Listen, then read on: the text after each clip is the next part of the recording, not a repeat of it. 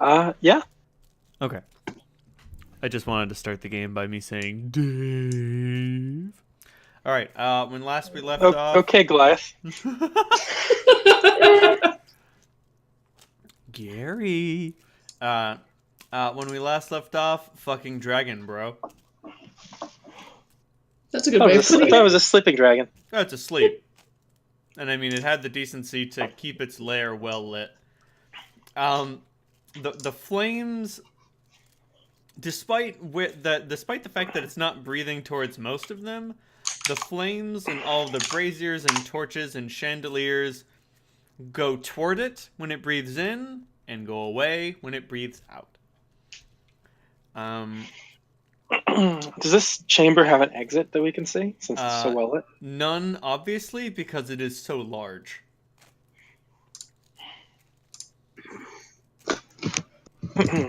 I'm trying to recall if I actually cast resist energy last session.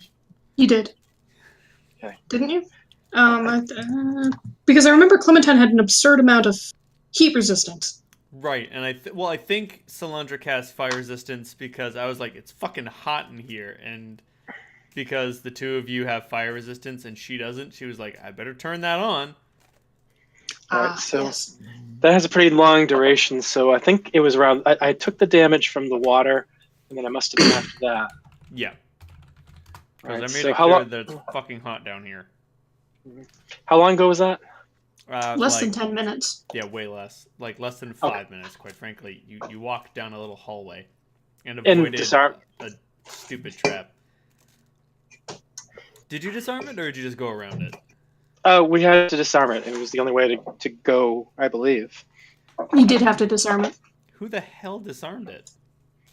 I did. Salandra? Oh, With a super high knowledge arcana and spellcraft. that's fair, because it was literally, like, it's not a trap in any, like, certain terms. It was like literally a magic thingy. A triggering of different magical effects. Yeah. Right. Like Literally, you said that the way it was set up, that essentially, if you just damage a few runes, it stopped working. Right, and I described it as, It was- like, stupidly overpowered. Just like, someone got lazy and wondered, how many runes can I add at once? But it was sort of like, sort of a Christmas tree, Christmas lights. Right. Like, you knock out one light and the whole thing stops working. Exactly. And resist energy will last for 3 hours, so I really wouldn't worry about it. Yeah. I was just looking at the duration, so yeah, I've got it.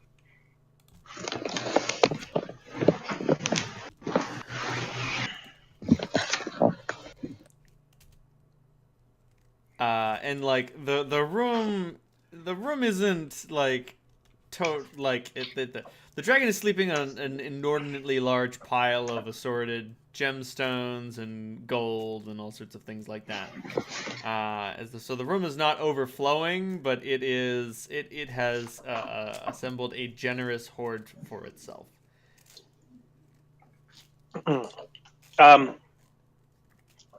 I point first at Holt and then Clementine and say, we should split up a little. Yeah. Holt's going to start to move to the leftish side, hugging wall. There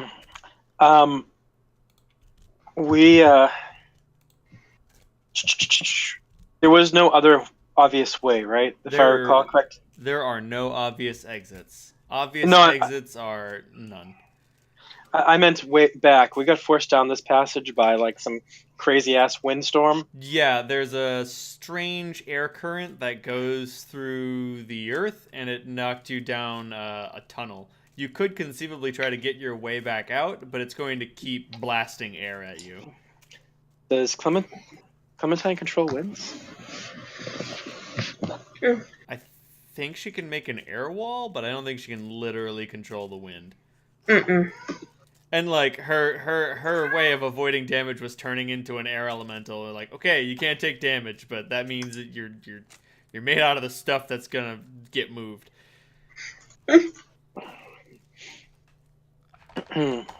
Try blowing me down a hall. Well, I'll blow myself down a hall. I'll blow myself, thank you very much. So from the picture, this dragon seemed of a crimson hue. Oh yes, this is a very, very red dragon. That being said, unfortunately, your draconic knowledge is terribly limited. Because dragons are the thing of myth and legend. The last draconic historical records are over 500 years old. Anything I can roll to see if I can figure out what red means as dragons go? Or You can roll a knowledge arcana at a -30. that's just about my skill. So roll a d20. And let's see, what is my actual skill?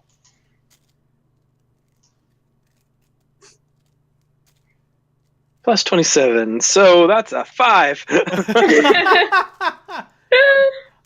It's big and it's red. It's probably dangerous. Yep. Not to say that it's overtly threatening or will try to kill you, but it's big and it's red and dangerous. You know, in the same way that a hurricane is dangerous. It's not trying to kill you; it just will. It's also probably in the words of Ponyo, big and beautiful. It's a pretty reasonable guess that this particular dragon's somehow fire connected, all things considered. Considering the heat, Solandra, what's your intelligence score?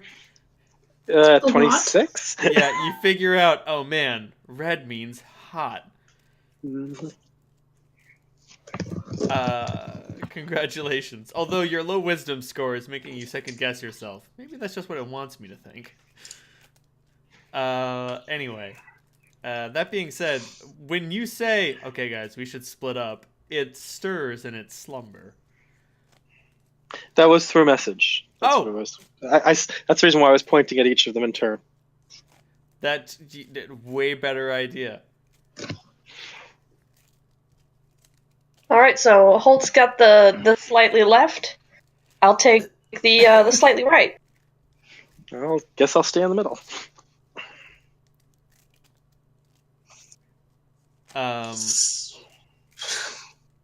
Solandra, make a perception. Are you going to try to fly?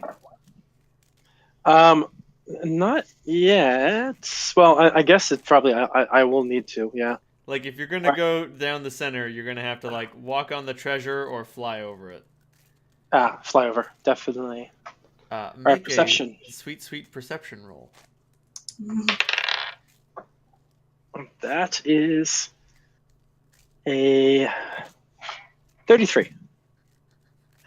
Okay, so you look around and you see some alarms. Yeah. Are they as subtle as the spell? Not as they are far more subtle than the magical ring. Okay, I'm going to message whichever of them is closer to whatever trap first, and then the other one and say traps. Well, the good news is roll that beautiful knowledge arcane footage.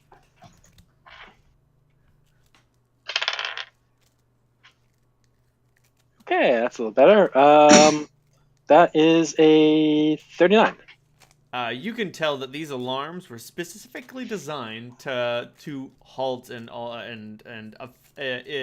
they trigger based only on flying things. If your body is touching the ground, they won't activate. Okay. So I have to worry about them. Right. Okay. So can I avoid them, or are they? You're gonna have to make a fly skill roll. Yeah.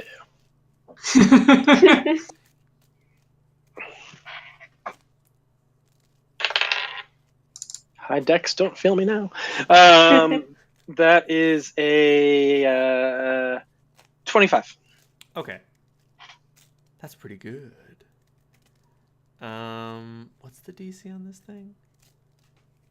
Sorry, I'm looking at its charisma and I'm kind of disappointed. Then again, I suppose its strength score is supposed to make up for that. and its combat maneuver bonus. Don't get grabbed by this thing. Okay. That being said, so you got a 25 total. So you are. Let me see the exact text for alarm. Oh, it lasts for 44 hours. That's a long nap. That's a long nap. Alarm. I could go for one of those.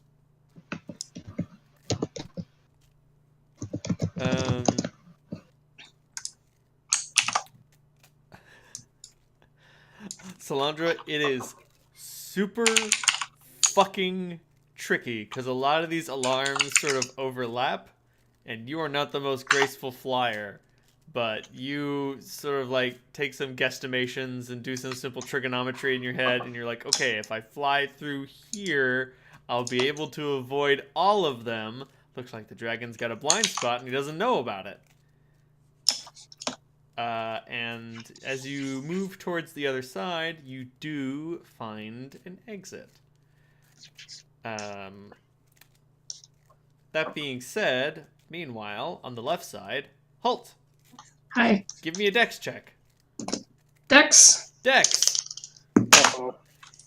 Oh, okay. 17. 17. Sweet. So you're wandering along the outside, and give me a perception roll.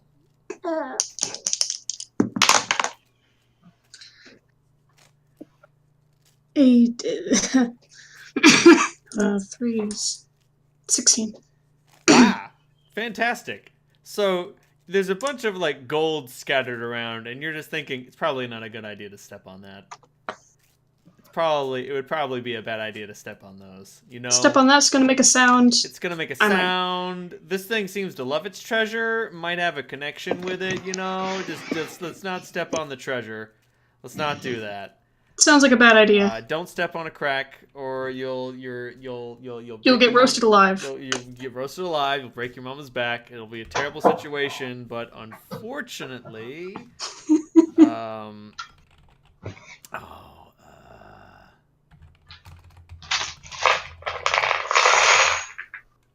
That's a great sound. Sorry, that was me.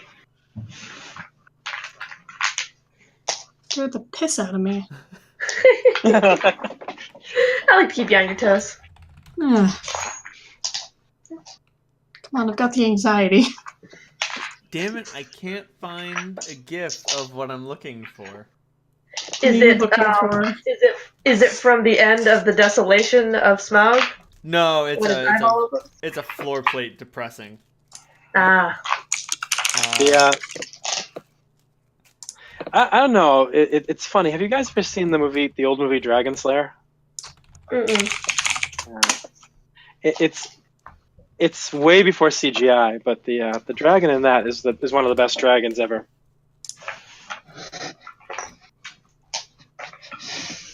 Huh. So there's a pressure plate, is what you're telling me. So you step down on the plate. Unfortunately, you failed to see it, but now, like, your foot's on it, and you're like, oh, I better not pick my foot up. I better not. So pick Holt my freezes foot in up. place.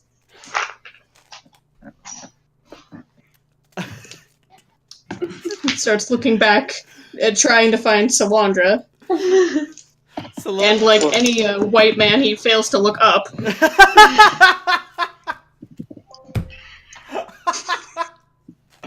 Oh man, you're like Khan. You haven't discovered the Z-plane yet.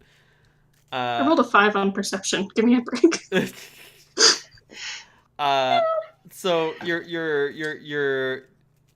you can't talk. Mm-hmm. Because that'll definitely wake up the dragon. You can't find Salandra, and Clementine is on the other side. I think you're gonna have to sit tight for a little while. He does. Here's hoping you don't get an itch on your foot. Sweating bullets. Lemon Snout is sweating bullets. Meanwhile, on the other side, Clementine. Hello. So give me a delicious perception roll and a dexterity check. Monsters helping. All right, perception is a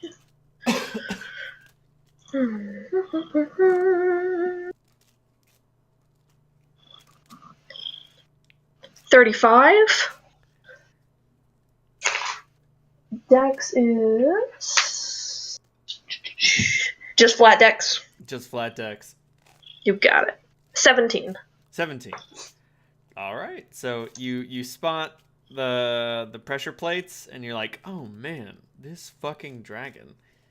And you step out of the way of it, avoiding any gold coins along the way, because that's probably a bad idea. You don't want to do that. Probably make us a clicky clack. Exactly.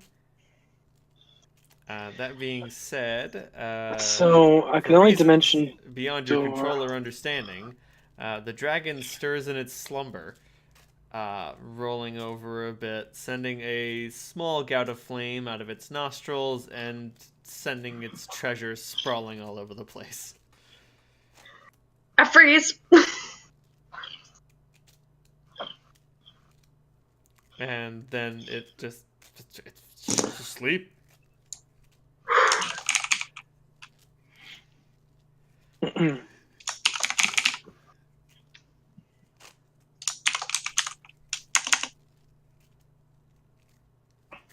right, I go check out the exit. Does it seem to be pretty clear, or is it trapped as well?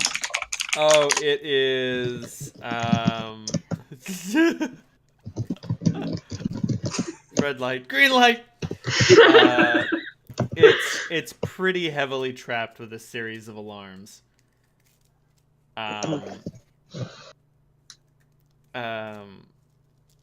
And the occasional literal tripwire attached to little noisemakers.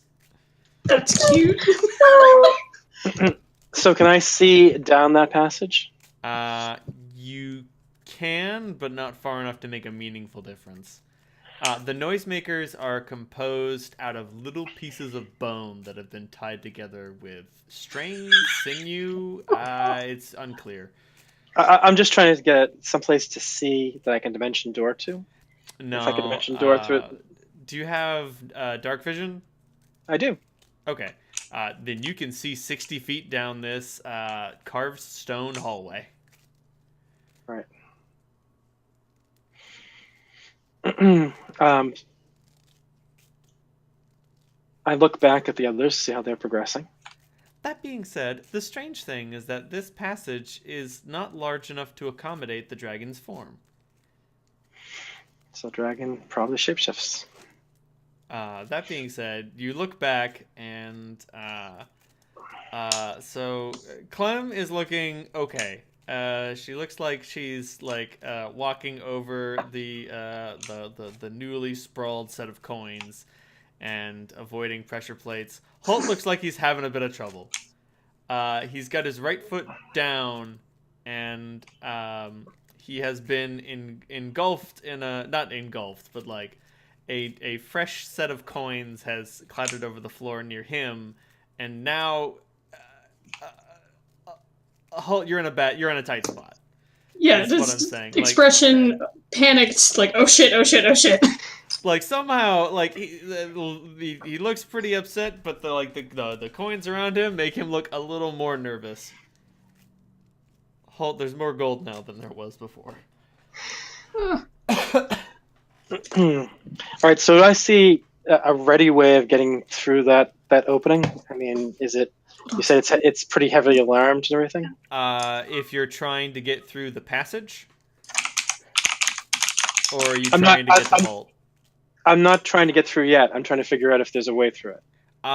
There does not seem like an obvious way. You're gonna have to disarm these alarm spells, or find some way to stop them from triggering. If I dimension doors 60 feet down that passage, the limit of what I can see, would that get me past everything, or is this gonna? I'm gonna have to give you a definite maybe on that one. Okay. All right. I fly back to where Holt is. Make a delicious perception roll, followed by another fly check. Eh.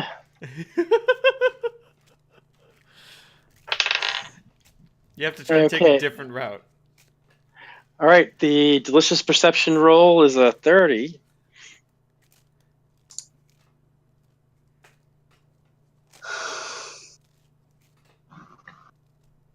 Do I see all of this happening? Yes.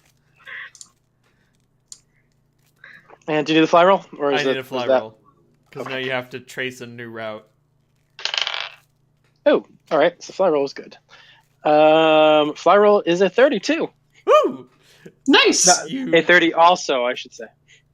Oh, I see. So you start gently floating through the air in a roughly Holtward direction. Clementine, did you want to help them? Yes. What are your plans to assist?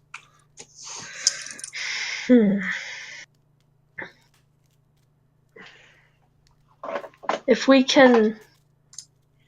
can I see from here that Holt's on a pressure plate? You cannot. You're literally on the other side of the dragon.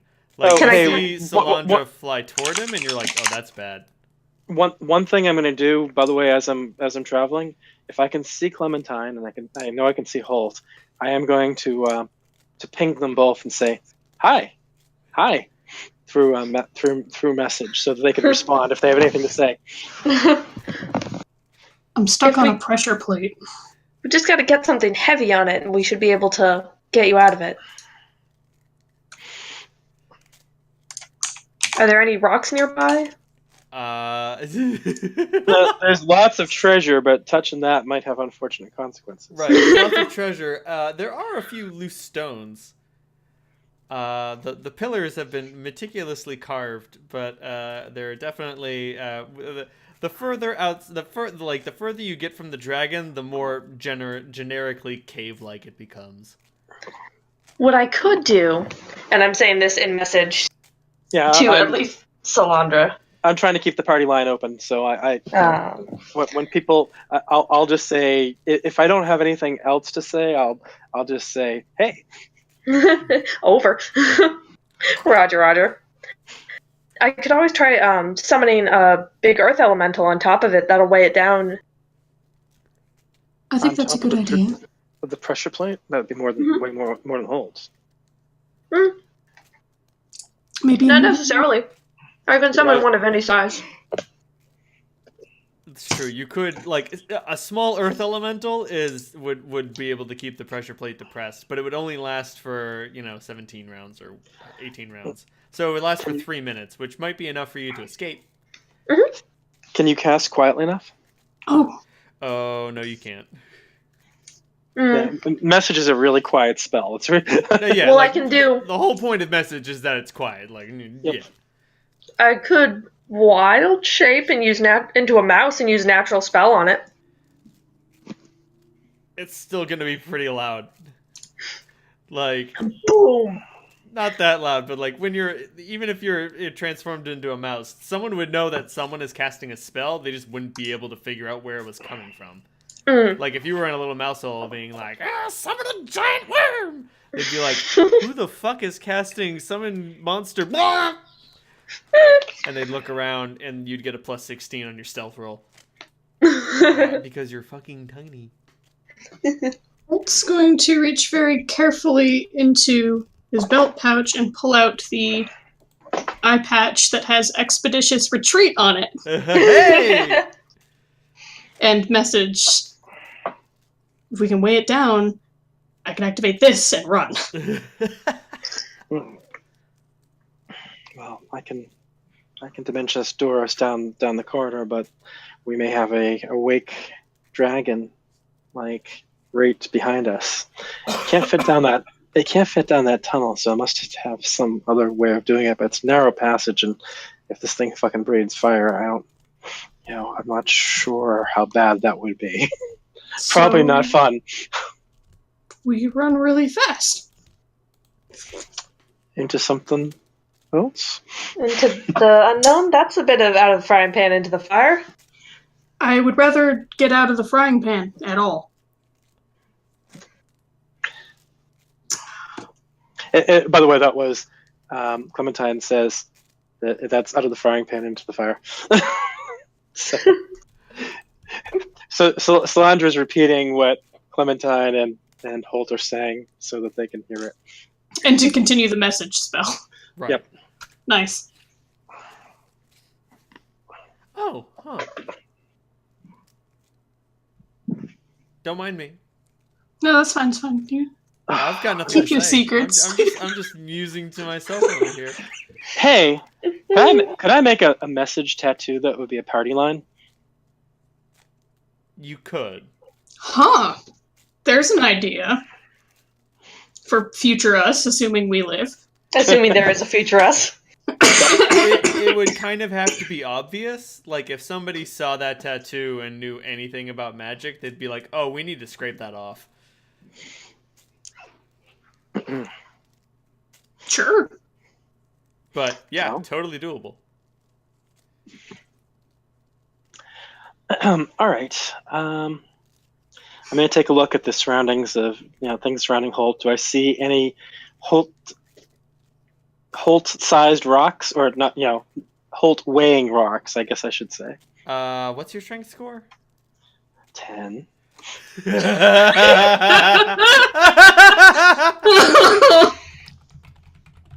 I'm not saying I'm moving. Mine's at 12 because I have an item that makes it bigger.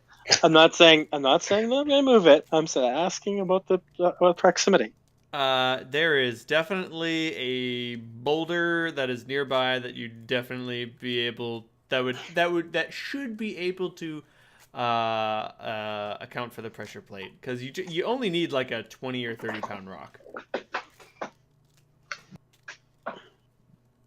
Still, that's gonna be heavy. That's gonna make things complicated. Solandra. Bag of holding, potion of bull strength. I have wand of Antal. He kind of gives the slightest shrug, like, I don't care what you do something. Solandra, I wouldn't recommend using a wand. Oh, they require noise? Yep. Unless, of course, like, if you were casting a message through a wand, it'd still be quiet, but, like, it makes a pew noise. We love our sound effects here, even when they work against us. That being said, drinking a potion only makes as much noise as, drinking something, which means it's really quiet. And rustling in a bag is also not very loud. Just one of these. Don't drop anything.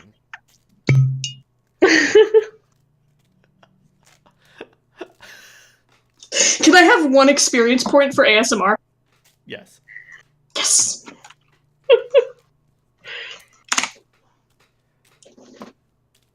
But I mean, no, you're definitely able to pick up that rock. You're definitely able to carry it, but it's going to make your flying a whole lot more clumsy.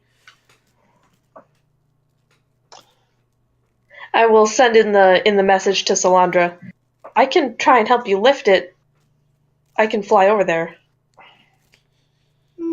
Careful, there are alarms. Oh yeah, alarm traps all through the air. Which one of you is wearing the goggles of true seeing? We've been switching off every hour or so we don't get dizzy. Right. Yeah, I have permanent arcane sight now, so it's heads or tails. You got stanky wizard eyes. Tails. Yeah. Clem. Goggles. Cool. I'm wearing the goggles. So, Clem, you take a real good look at that dragon, and you suffer a debilitating case of double vision. Because, when you were looking at McCavity through the goggles, you got to see what McCavity actually was when he wasn't shapeshifting. When you look at this dragon, you see them both. The dragon is lying there, and there is a humanoid figure with flaming red hair that is also lying within the dragon's dragonness. Hey, Solandra. I say via message. That This dragon can turn into a person-sized, person-shaped dragon. That explains the way out. Yeah. And the person-shaped thing within the dragon is splayed out luxuriously.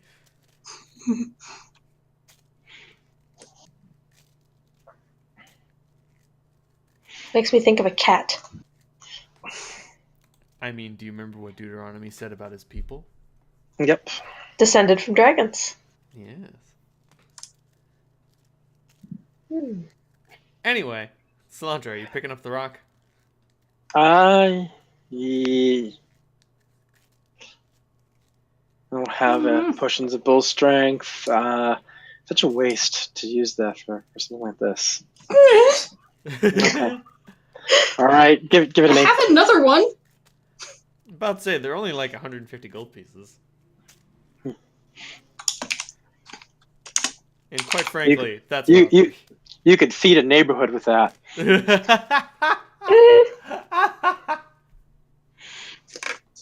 So you're gonna leave me here I mean, she could for 150 gold pieces. That's what my life is worth to you, Sal.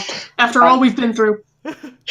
I'm hovering nearby and I'm holding my hand out. So I'm weighing my options. I mean, like Sal, you could try to pick up the rock. Like, what is your current weight? Like 100 pounds.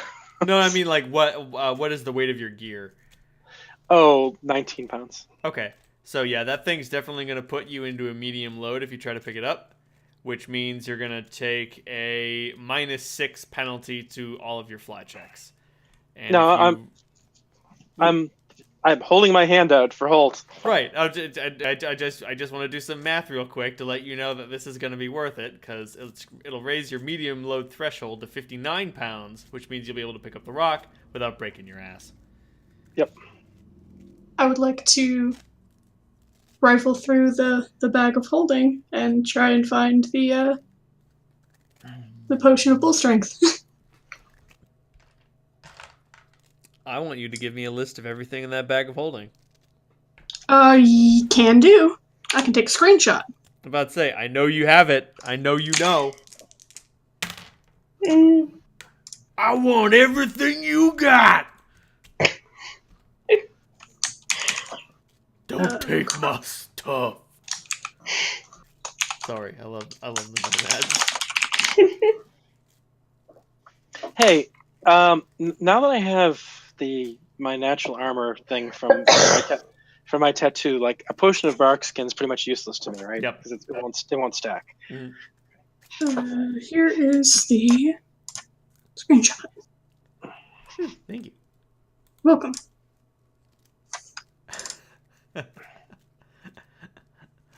Okay. You are reaching into your bag of holding and you grab hold of a perfumed face mask. And you're like, that's nowhere near the right thing. I know that's wrong. Let's try again. There's a reason why handy haversacks are slightly more expensive than bags of holding. So you roll around again and you pull out a potion. And you look at it and you realize you don't know how to identify potions. I should have fucking labeled these. I'm sorry. I'll hold it up to Salandra. Salandra has a +30 spellcraft. She probably recognized, but no, really fast. That is a potion of protection of fire. Nope, put that back. Let's try it again. Keep that one handy. I say keep that one handy. That's protection from fire. That might be useful.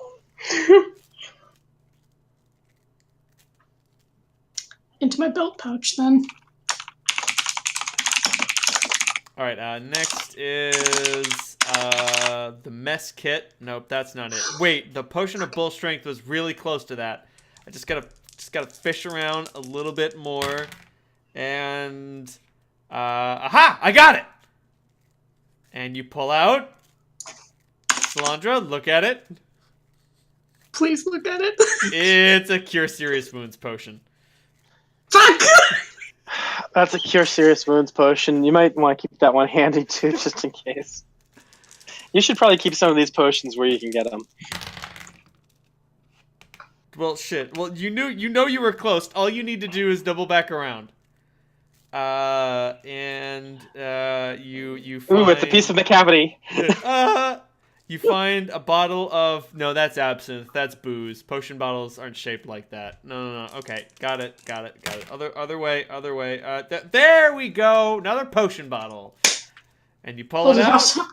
And Salandra confirms it is your potion of bull's strength.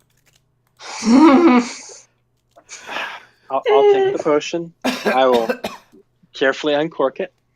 I will make a stealth drain roll. it. Like, that ASMR inspired me. It's really hard to uncork a bottle stealthily. I'm sorry, guys.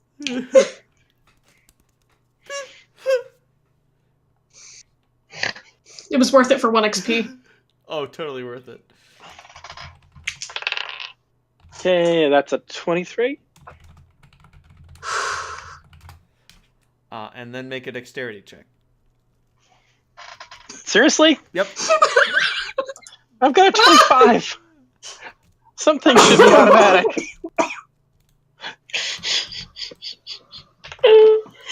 All right, so 19. When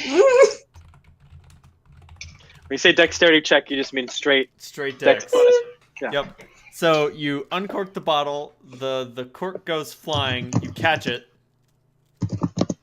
You gently put the bottle and cork into a bag after quaffing the potion, and now you will have the strength to pick up the rock.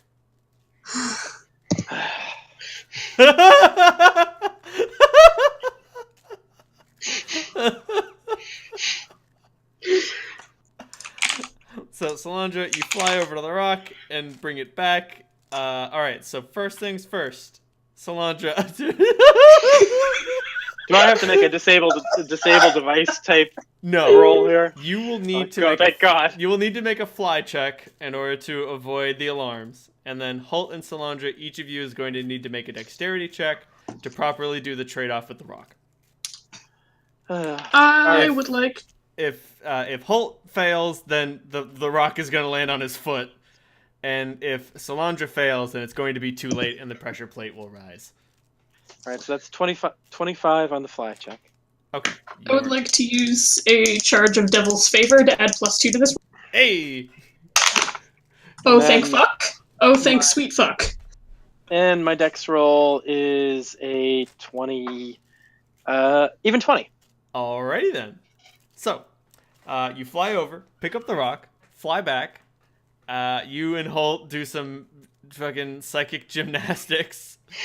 And Holt picks up his foot, the rock falls, and the pressure plate... 23, by the way. I'm sorry. I am loving how intense this is, even though, like, there are no weapons, John. Like, you don't even know if this thing is gonna try to kill you. You know, why take the risk? And, like, it's a huge fucking risk.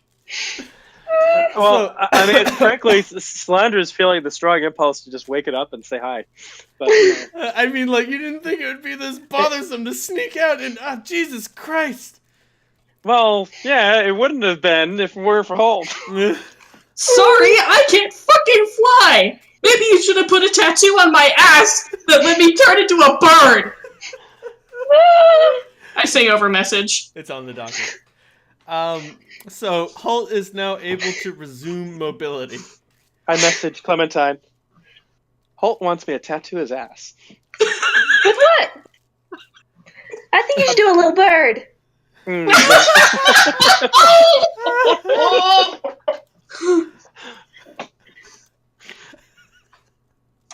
Alright, so Clem, where are you trying to move? You've got this place pretty much unlocked. You're doing pretty good. Excellent. I'm going to start moving towards, could I see where Salandra found the exit? Yes.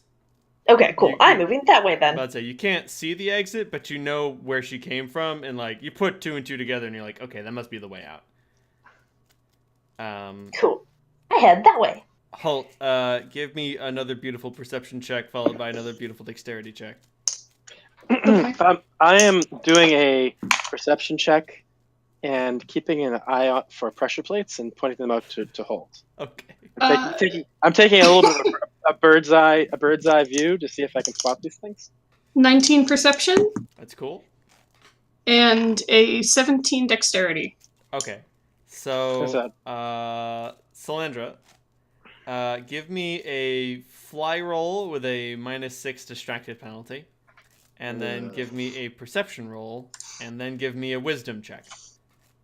Oh crap!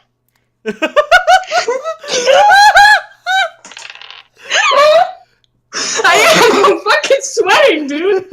All right, so the fly roll was a 23. You are flying past those alarms. You haven't tripped one yet. All right, the next one was a perception, Yes. and that one is a 35. You spot the pressure plate that Holt is gonna step on. I message Holt and say, "Stop! There's a pressure plate." What about that wisdom check? Oh boy. And that is a 15. Okay, you totally cast message. You absolutely do not shout out at the top of your lung. Stop. Right in front of you. There's, take 2 steps to the left. I do that. Carefully. Okay, I think it's clear now. Watch out for that gold nugget. I step over the gold nugget. You deftly avoid the gold nugget, and by the end of this, all of you are located near the exit.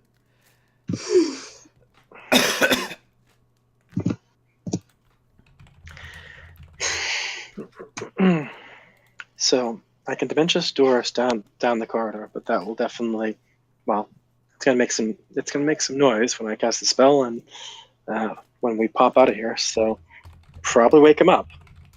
Why don't we just go down the corridor regularly? Because there's traps all over the exit. This doorway. How do you know that dimension door won't set them off? They're just basic alarm spells. I think they're set by proximity. There might be other stuff that I'm not seeing yet that does work with Dimension Door, but like I said, Dimension Door is probably going to wake it up anyway. Didn't McCavity have a wand of fuck that? McCavity had all sorts of wands that require command words. Oh. So yeah, he had some cool wands, but whatever. I'm assuming this thing. By the way, I'm looking at the dragon while we're having this conversation, just to make sure it doesn't seem like it's stirring. It does not appear to be stirring in its slumber, and like, for the most part, you can cast a spell with a command word without worrying about waking something up. If this weren't a dragon, I'd be like, go for it, buddy. You get a -20 on perception while you're asleep. But giving a dragon -20 on perception still means that it has too much fucking perception. That's true. So the alternative is, we can easily dispel all this crap, but that means casting a spell. So, maybe Dimension Door. I can also Dimension Door us into the dark, but I'm not sure if there's like a wall down there. So I can only go around. I can only see around 60 feet down there. Oh, hey, Clem, how far can you see with the goggles? I look into the darkness. Clementine can see. Clementine, how far is your dark vision? Well, True Sight, I think, is longer. True Sight does not help you see in the dark. Oh, darn. I I love all the little limits, the little stupid limits on things. Like, aha! I have true sight. I can see everything. That's illuminated. Except for darkness. What? Yeah, 60 feet. Yeah, the subject sees through normal and it sees through normal and magical darkness. You know what? I'm gonna say that it can see through magical darkness, but not normal darkness. Because I like powerful magic having stupid things that fuck with it. That being said, you can notice secret doors that are hidden by magic, the exact locations of creatures and objects under blur and displacement effects. You can see invisible things, or objects normally, as though they were not enchanted. You can see through illusions, and you see through the true form of polymorphed, changed, or transmuted creatures and things. That being said, you can also choose to see on the ethereal plane, but at that point, the range of the sight is the rate of the sight is limited to 120 feet. But I like the idea that it doesn't let you see in mundane darkness. I think that's genuinely very funny, so we need to keep that. We gotta keep that. It's too funny. We're doing it for the memes now. Who framed Roger Rabbit rules? Exactly. I'm sorry, I'm pure memester tonight, Reynolds. It's no. my turn. Do it. That being said, tactical knife. That being said, Clementine, isn't your dark seeing longer than Solandra's? Can't you see 120, or are you limited to 60? I thought I was limited to 60 just because I looked up dark vision and it says 60 feet. If you gained dark vision, it's 60. If you gain an additional source of dark vision, it goes out to another 60. Okay, so my dark vision is from my drow eyes. Okay, I thought you had gotten an additional dark vision source from nature things. No, because so my drow eyes came from I put the eyes of the beast feet, which manifested as drow eyes. As bringing out your drow nature. Okay, got it. Mm-hmm. Yeah, I just got mine from making the dark vision spell permanent. Fair. So 60 I have foot. contacts. I have contacts. Anyway, so you guys can see 60 feet, and you're like, Clem, can you see anything else? And Clem's like, nope. But those bones are pretty. Lots of tiny ones, too. Oh, I hope those aren't me-sized. Is it weird that I kind of want to talk to this fucker? Not weird at all. I really want to talk to. Yeah. I mean, yeah, but how do we know it won't just roast first and ask questions later? We definitely don't, and it is really smart for us to be avoiding that, but oh my god. Oh my god, Clem, did you just call me really smart? Yeah? Hmm?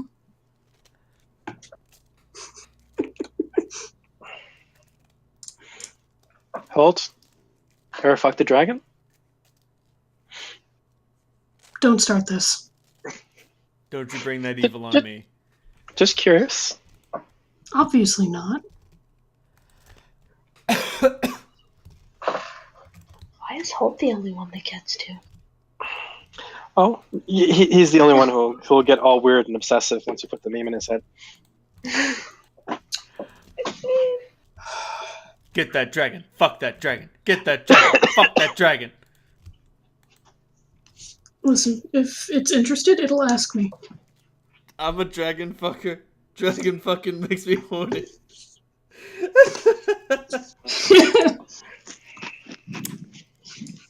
God.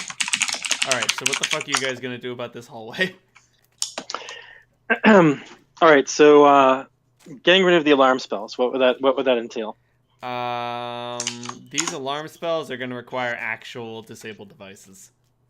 Okay, or so dispel magic. Which is, if I'm doing dispel magic, I might as well do the dimension door. I was about to say, you don't happen to have silent still dispel magic prepared today, do you? I do not. Shame, bloody shame, that one. There's a tattoo I was gonna get called the Caster's Tattoo, but I haven't gotten around to that one yet. Oh well. That allows me to do like a silent stilled spell once a day.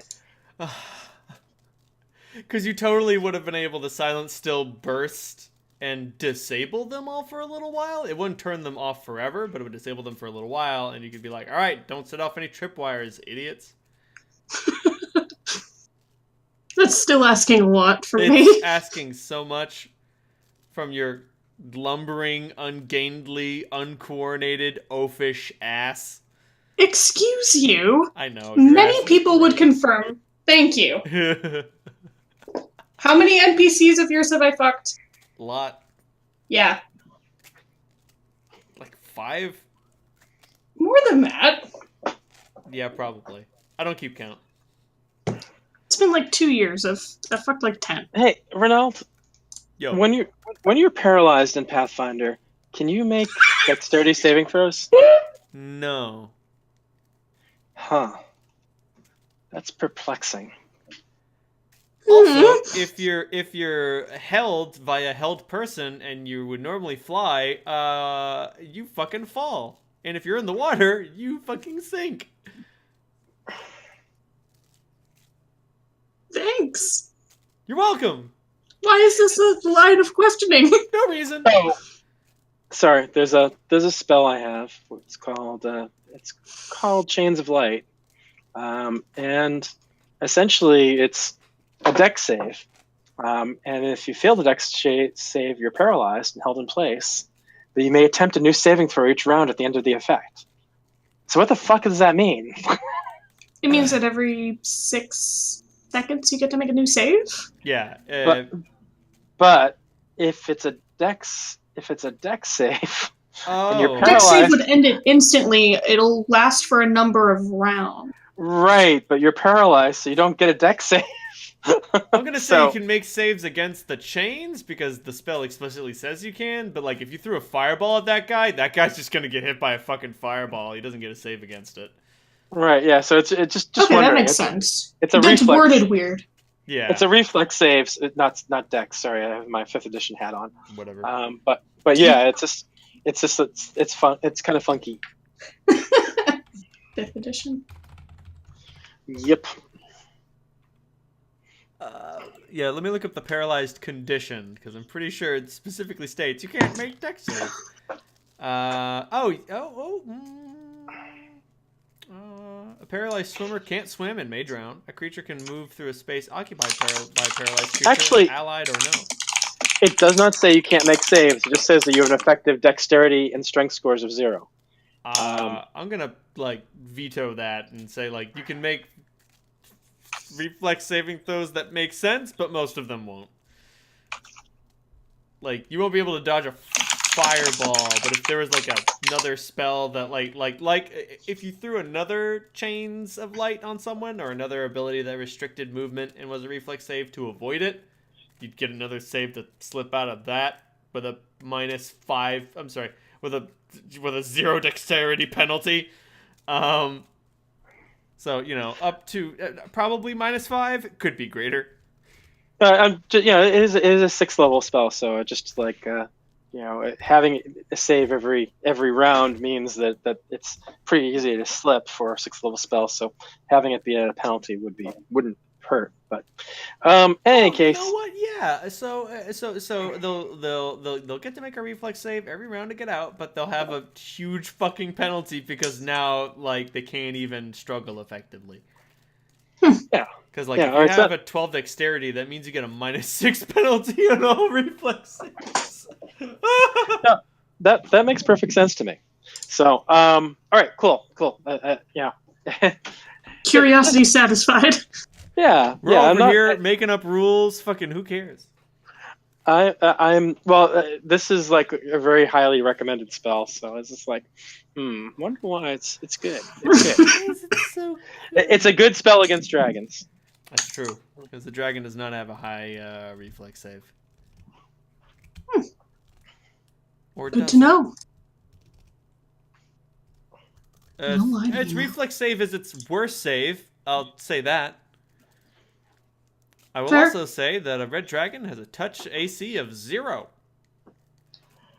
Now that's interesting. That being said, its armor class is... what's your armor class? 42. It has your armor class. Woo!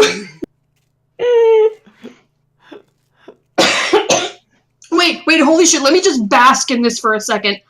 I have a better touch AC than something. That's true. You do. You actually have a decent touch AC. Is 16 decent? Yeah. Better than you think. Like, consider, most wizards and sorcerers are rolling at like a +8 maximum. Oh yeah, Solandra is kind of the exception, isn't she? Yeah, because, like, Solandra actually has a good base attack bonus. Most wizards and sorcerers are rolling half their level +2 maximum. So, like, maybe rolling, like, if you're dealing with a level 20 big dick wizard, we're talking a +12, which means there's still a chance they will fucking miss you. And just nothing happens. I'm a 3/4 Bab or 2/3 Bab. I can't remember which one that it is, but I also have my attacks are based on dex, so that helps. Yeah. Mr. Full Bab, full dick. Yep. Big breadwinner. Man, you ever miss the touch? Do you ever miss the touch attack on a disintegrate spell? Feels bad, man. Feels bad. Oh, oof.mp3. Anyway, hallway. What now? All right. So the reason for my indecision is that Solandra really is like feeling the strange impulse to talk to this damn thing. But it's probably not the smartest thing to do.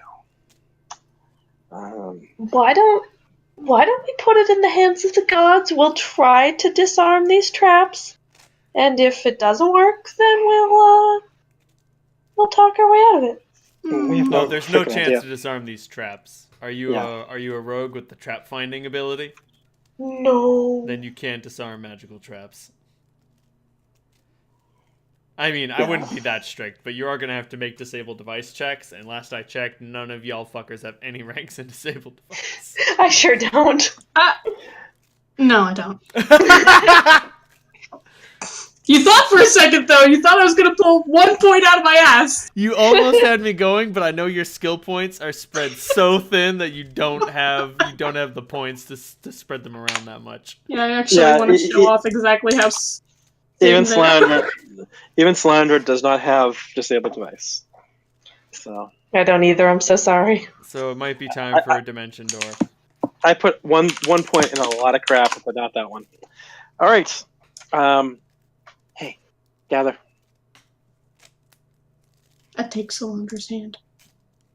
I put my other hand on Clem's shoulder. Give it a little pat. All right. And then, I don't need semantics. That's right. Never mind. Bisomatic components. Oh, it's a verbal only anyway. I will quietly say the command word to transport us down the corridor. How many feet do you transport down the corridor? I'll transport as far as I can see safely. That would be 60 feet. 60 feet. And then we should move. Yep. Okay. Tiptoe. So here is what happens. A column of flame rushes down the corridor after us. Oh no! Why even be so gauche? Okay, so you guys dimension door down the hallway, and you have enough time to see that there are more alarm spells further down. You also see that there was only 20 feet before there was a bend. If you had gone too far, you would have gotten trapped in stone. But you're like, oh shit, we're not out of the woods. And before you even have a moment to register that,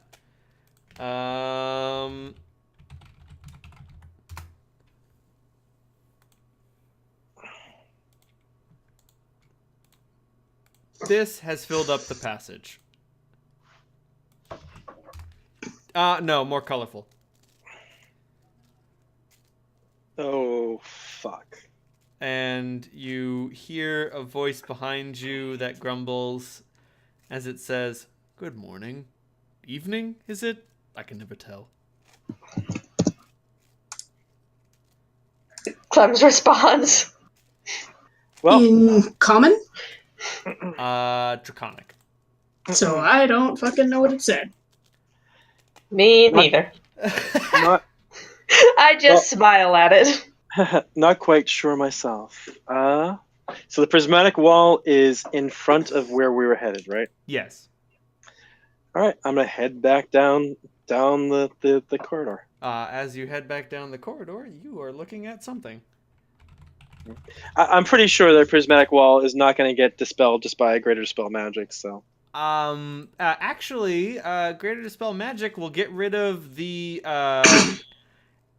energy, the destruction field, but it will not affect the other 6 colors. Because a prismatic wall has a red, orange, yellow, green, blue, indigo, and violet abilities. And I message Holt and Clementine. That wall will fuck you up. Let's not touch it. Don't try to go through it. Because the violet is the most dangerous one. The violet ability destroys all objects and negates all effects. I hate it. And if you walk through it, it just sends you to another plane of existence. Don't get rivoed, kids. I was about to say, it's like, and there you run into Rivo. Wait a minute. Wait a minute. I am trying to find good image, but I can't. Oh well, this'll have to do. I'm gonna steal some art. Who's ready for art theft? I'll only kill you later. That's fine. And I'll message them. So far, he's being civil. I apologize for my accent. No, I messaged them, not him. Oh yeah, no, but like you said, he, and I said you presume too much. Hey, I credited the source. The link is right there. Sorry for my accent. This is my first time speaking it to someone who's native to it. Yes, a little obvious. We don't live on the surface.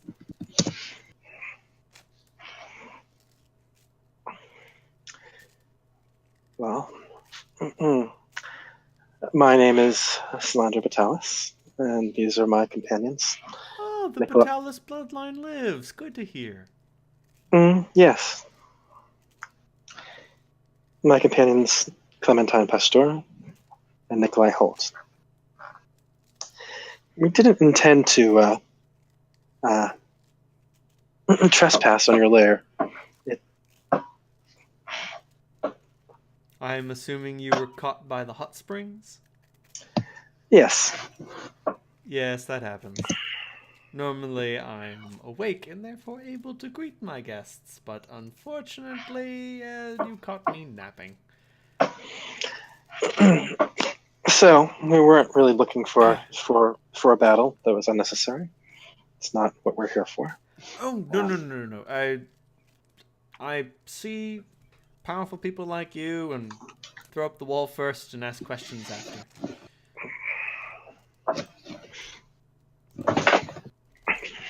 That wall is going to be there for 4 hours or until dismissed. Enough time to make friends. Well, you're definitely a potent caster. I'm sorry, did I say 4 hours? I meant 5 hours. Sorry, this is not me tooting my horn. This is like, oh fuck, this thing's caster level is higher than I thought.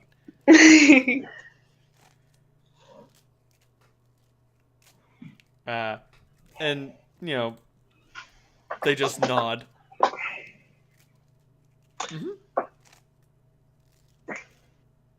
I've had a lot of practice. I imagine. So we know very little about dragons on the surface. I should hope. That's how it was meant to be. Oh, I'm sorry. The place is a mess. Come in. Give me a moment. The being waves their arms and a whole bunch of magic occurs, turning all of the disparate coins and gold into a glittering chamber, fully equipped with golden chairs and a golden table and a golden throne, and everything's very shiny and put in its proper place. Huh. There we go. Now I am ready to entertain.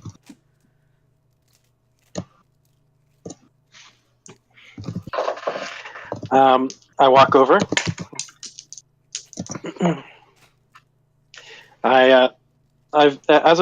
As I was going down the corridor, I take out my cigarettes, light one.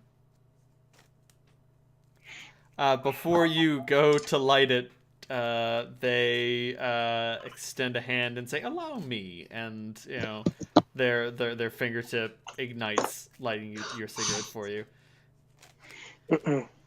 I extend my hand with another one, and just tilt my head. Why not? Live a little, you know. It's Hell Jungle stock. Oh, really? Oh, wonderful. And then she iron lungs the whole cigarette in a single inhale. Like, she puts it in her mouth, inhales, and the whole thing burns down to nothing. And then they exhale a gigantic plume of smoke. Ooh, very nice. Now, Clementine, did you take your mother's name? No, her father's name. Okay, that would make sense. They're a traditional halfling family.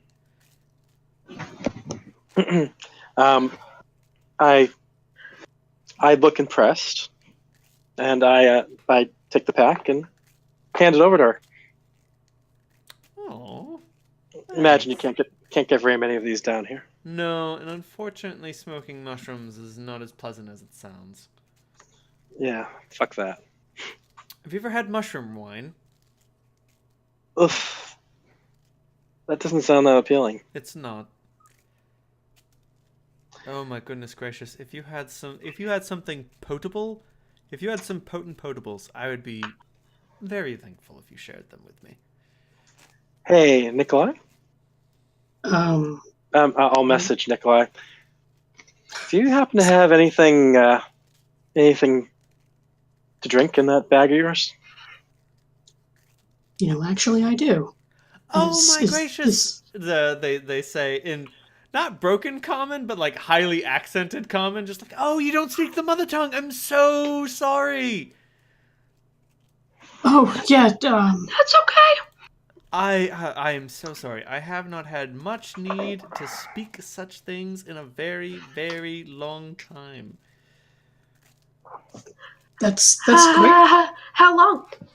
Hello. How old are you? Sorry, is that a rude question? No. It is always impolite to ask a woman her age. Thankfully, I am not a woman. Give me a moment. And like they take a series of coins floats towards them, and they're like strange denominations that you do not recognize, and they announce, "I am." Actually, let me look up how old dragons are supposed to be before I just start very numbers.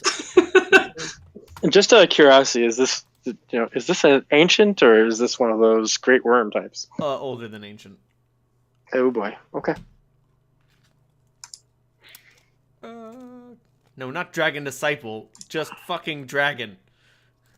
God damn it. Oh, Jesus Christ. Okay. And they proudly announce 1,346 and a half.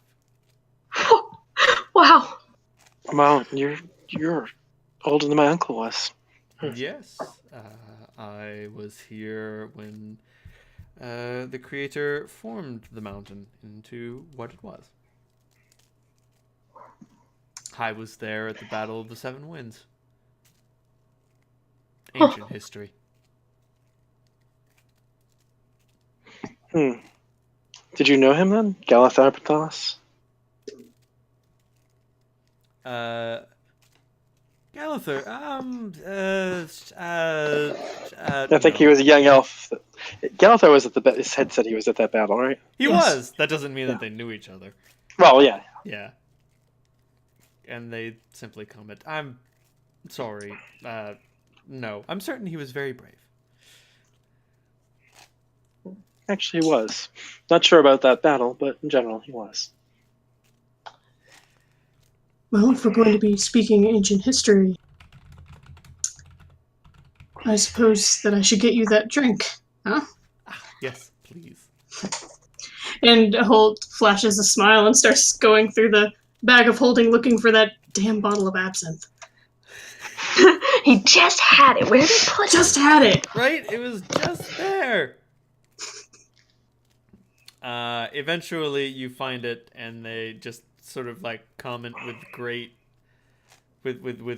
interest. Just, ooh, yes, please. Holt looks around the treasure room to see if there's a suitable goblet with which to serve she's it. just extended her hand and like Damn. gives it a small gimme motion. How And tall he is she, by the way? 6.5 feet tall. He does, with a slight bow, hand her the bottle. Ooh, thank you. Yes, introductions are in order. My apologies. You may call me Chiapoa. That is what they called me when I lived on the surface. Chipola? Like that? No. Oh, Chipow. I see. Chipoa.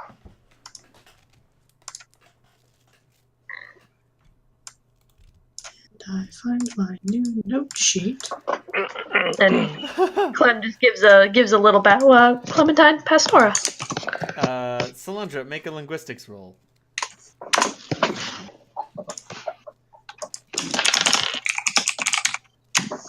Ooh, it's really dark in here.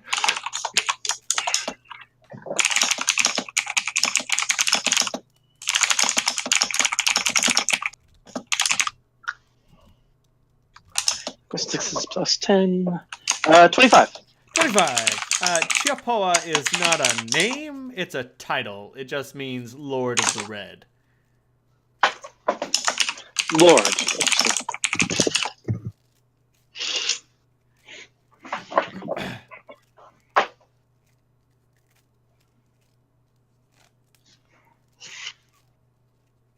Although it seems obvious to you why a dragon would not want to reveal its true name.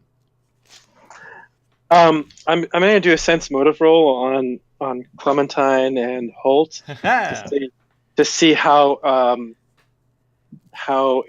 turned on they are. Got it. How smitten. Yes, how smitten. Certainly. That's a 32. You go first, Pidge. Clementine is dripping. So smitten. Yeah, 6.5 feet tall, flaming hair, bronze, dark bronze skin. Yeah. Yeah. Holt's baseline is always down to fuck, but he's looking and regarding Chipua as with awe, honestly. Like, so beyond any league he could even reach. That he's just... You've seen how he defers to powerful feminine figures. Yep. Deference is occurring. Solandra, you're gonna have to assert dominance quickly or you're gonna lose control of the party. Oh, boy. Some things... Oh.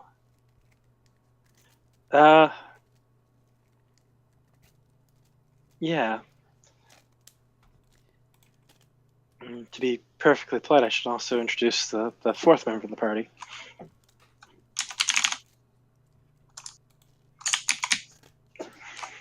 I would say Toby is in statue form right now. Yeah. Rather. Oh, so they finally found something to do with that. Interesting.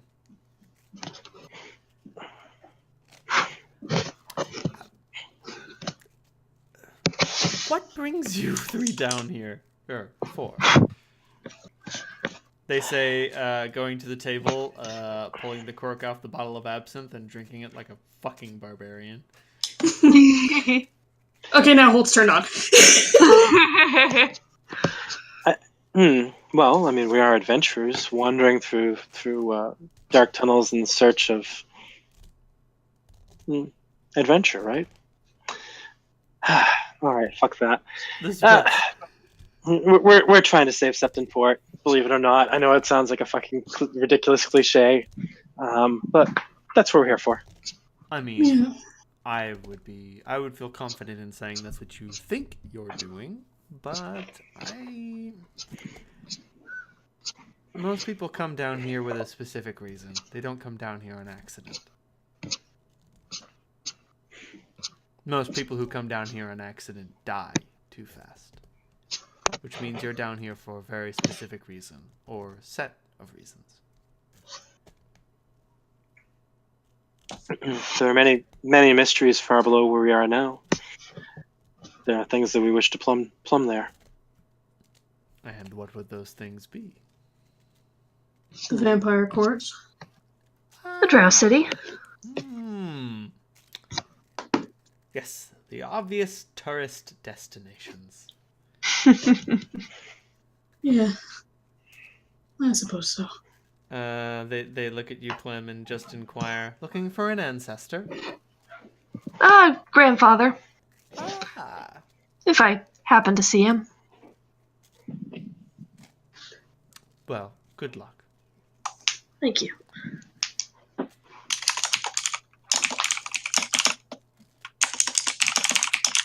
And those vampire counts, are they trying to do something with the surface again?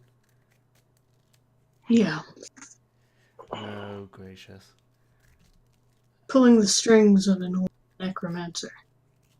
Aren't they always? Oh, God. I'll beseech the Drake moot about it, but there's no guarantee that anything will get done. Holt's face lights up when she says Drake moot. A lot of them are content to play our little game down here beneath the earth. And What game is that? fine by me. Oh shit. Let me see if I can find the name of it. The Dragon's Game. I think I remember you telling me about it once. Yeah, because there's a specific Dungeons and Dragons dragon game. There's a special game that dragons play. Ah, shit. It's like stealing from each other's hordes through... Yep. Yeah. Through like proxies. Uh-huh. Because you're not allowed to do it yourself. You have to have someone else do it.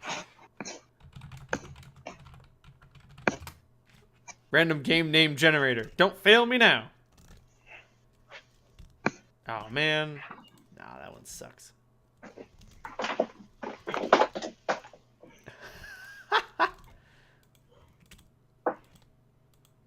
Agriel. We'll just call it Agriel.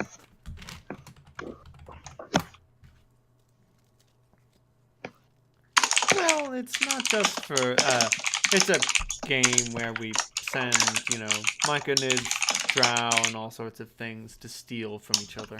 We can't do it ourselves, that's against the rules. Although it can net you some political clout if you're any good at it. How many of your people are here? Oh, gracious. Hundreds? Thousands? I don't keep count. I barely keep track of my own kin anymore. Well, I keep track of my kin, but not my children.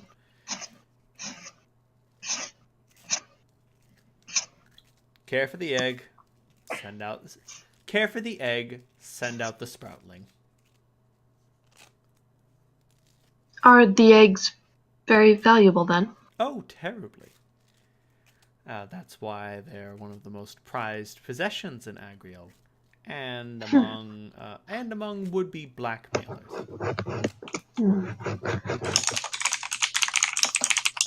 Now, I remember the vision that Clementine had in the in the mirror of her grandfather was of him stealing a dragon egg. Yes. Do I And remember anything? As I recall, what he said when he came to the dragon's lair was, "What is this worth to you?" That sounds like blackmail to me. About to say, is that blackmail or is that returning a prize? Because if it was blackmail, you probably don't want to go to the dragon you're blackmailing and be like, "I got your egg. What you gonna give me for it? What you gonna do about it, bitch? What you gonna do about it?" You want to do that someplace very far away with photographic evidence delivered via mail by someone you specifically don't like because they're gonna die.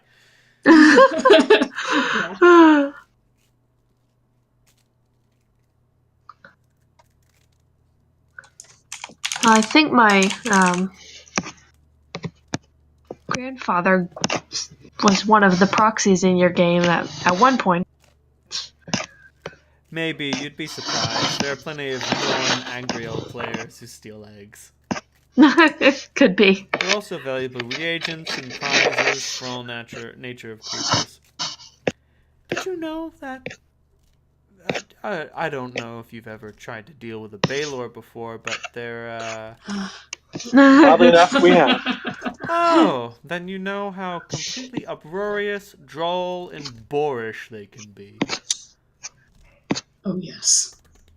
But silver dragon yolk puts them in the perfect mood to serve.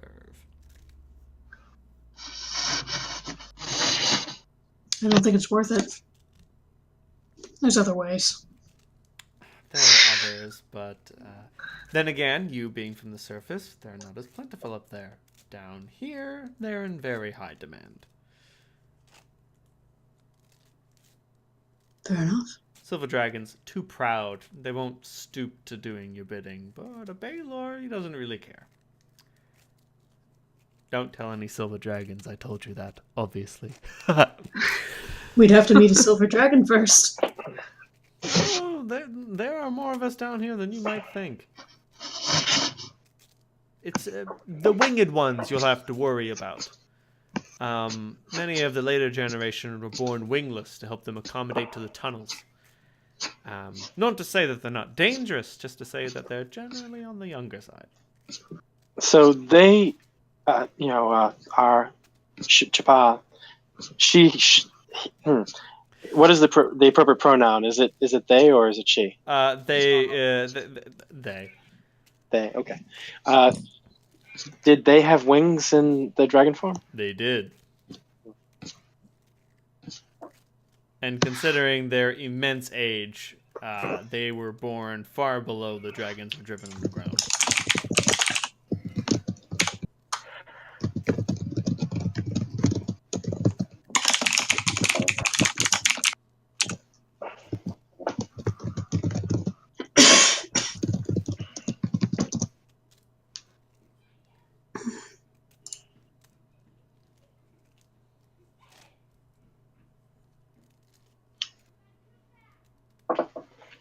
That skunk is distracting. Get out of the meme chat, then. It's so cute. Alright,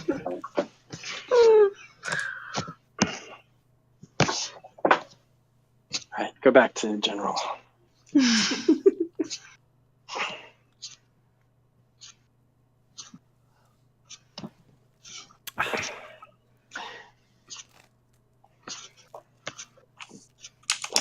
So you're down here to see the sights and go to the bright lights, big cities. Mind the mind flayers and the beholders. Of course there's beholders down here. They're not so bad. Of course there's mind flayers down here. They're not so bad once you get to know them. I'm just kidding. They're awful, basically. Not much for conversation, then? Oh, no, not at all. As far as the beholders, well, every once in a while you find a beholder with delusions of grandeur, which means that it has to talk to mortals so long as it can manipulate them. But for the most part, they're content to play their little games. And well, actually, mostly they're worried. They're in a bit of a population crisis. Do you know how beholders reproduce? No, Splitting? I can't say I do. No, they inject like eggs in other beholders. Oh, that's... That seems inefficient. Which causes them to swell up with the young until they explode, devoured from the inside by their myriad children. Well, I've pictured that now. I don't suppose you are good at mind-wiping magic? No. I deal mostly in fire and destruction. You and Sal will definitely see eye to eye then. Between the beholders and the mind flayers, if... The mind flayers are also in a bit of a population crisis. You see, the vampires have been buying more slaves than usual. Normally, mind flayers simply kidnap in order to implant their tadpoles, but it seems that since slave shipments have gone down, they're having a hard time. Well, not that they've gone down, but slave shipments that you can prey upon have gone down. The guards have increased. Blood seems to be at a premium. Then what about the drow then? Are they the mind flayers turning to them for meat? Oh no, the drow takes slaves.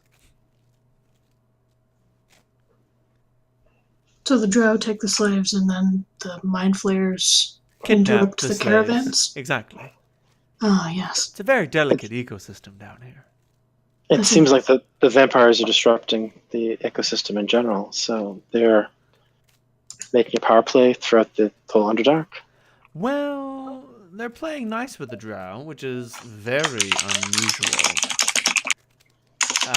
Normally, they just take what they want. But today, they're willing to trade coin for blood, which is interesting. It seems as if they do not wish to be distracted. I wonder why that is. But... Sense motive when she says that. How do your people fit in with this? Do you deal with the lesser races? Oh no, we live quite above it.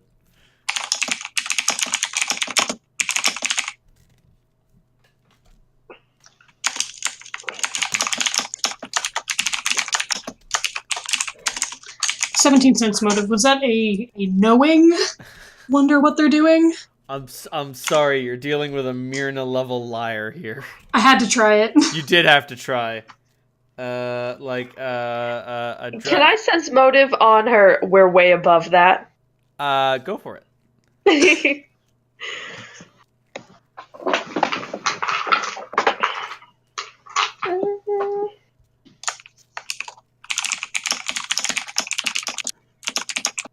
An unnatural 20. That one seems pretty firm. Like, Chiapoa has nothing to fear from the lesser races down here. Like, if a bunch of vampires came in here and were like, we're gonna kill this dragon, they'd all get fucking murdered. She'd be like toasty time. Yeah. I mean, vampires are vulnerable to fire anyway, so... Right, yeah. They'd be really fucking stupid to come in here. I mean, like, some vampire lords might be able to put up a fight. Maybe some dread vampires. Yeah, like, I'm talking, like, dread vampires, CR18, big dicks, I've been sucking on blood since you were a baby, sort of thing. Like ancient, like, I turned your ancestor and now they're my blood slave. Gotcha. But, like, that would mean putting yourself in harm's way. And you would also need to find a group of 3 or 4 dread vampires who'd be willing to agree. Yeah, they don't work together. Yeah, no. Dread vampires don't play nice with each other, and they certainly... Like, that expedition would break down very quickly. I don't know if Chepo would survive, but, like, only one of those dread vampires is coming back, if any of them come back at all. Because one of them is going to try to get the other 3 killed, which might end up getting them all killed.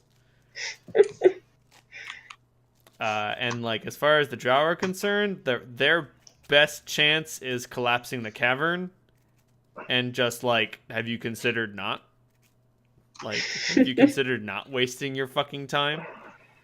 Dragons don't teleport. Just saying. It is pretty clear to this dragon that myconids, beholders, and mind flayers are completely beneath them. Mostly because beholders don't have the strength to, like, they don't have the magic to match a dragon. Well, they kind of do, but then they don't have the power, the physical power to match a dragon. Exactly. I mean, they can do anti-magic on the dragon, but then they're fighting a fucking dragon without magic, which is still not going to go well for them. Exactly. That's you figured out exactly what goes wrong. The beholder's immediate reaction is like, all right, I'm going to put up the anti-magic. Oh shit, now I'm going to die. Because even young dragons, even like very young, I think a young adult dragon has the ability to fend off a beholder. And considering, oh, never mind, younger. We need to go lower. Let me look at young.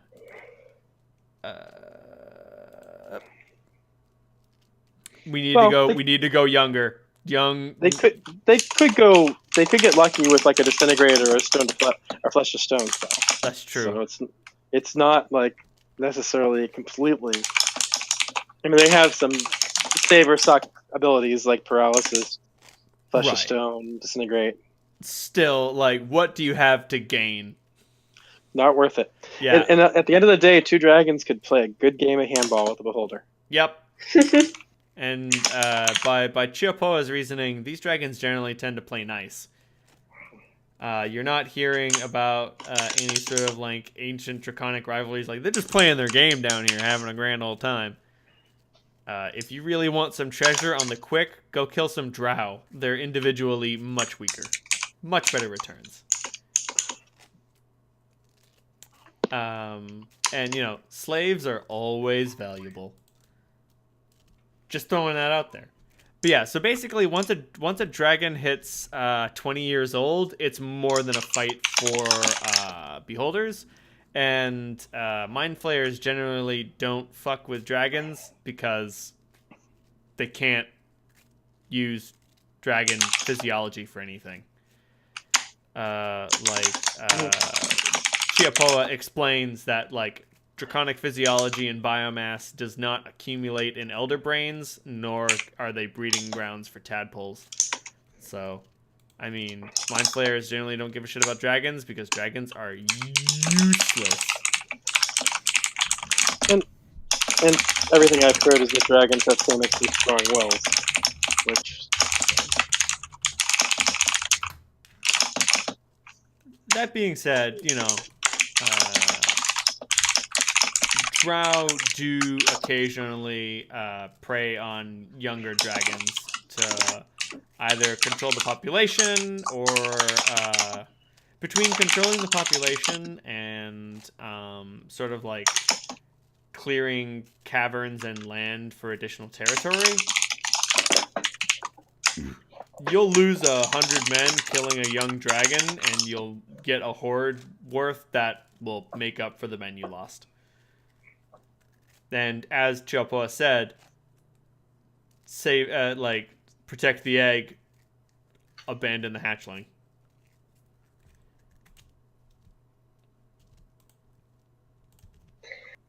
So what is it then in the process that makes the egg so much more valuable than the hatchling? Potential? Genetic imperative. Also reagents from it. I've heard of dragon eggs being used for reagents. Both for alchemists and for spellcasters. I thought you were asking why... I thought you were asking why dragons give so much of a fuck about their eggs. Mm-hmm. That's what Clem was asking. Yeah. If they don't seem to care so much about the hatchlings. Right. And Chiopoa explains, genetic imperative. Once they're born, they're meant to go out and find their own way in life. If they're not So how strong enough to quickly do they survive out mature? of the egg. If they're not strong enough to survive, that's not our business. Hold nods. That's what he wanted to say, so. Oh yeah, no, you say it, and she just like agrees. Finishes the thought. Yep.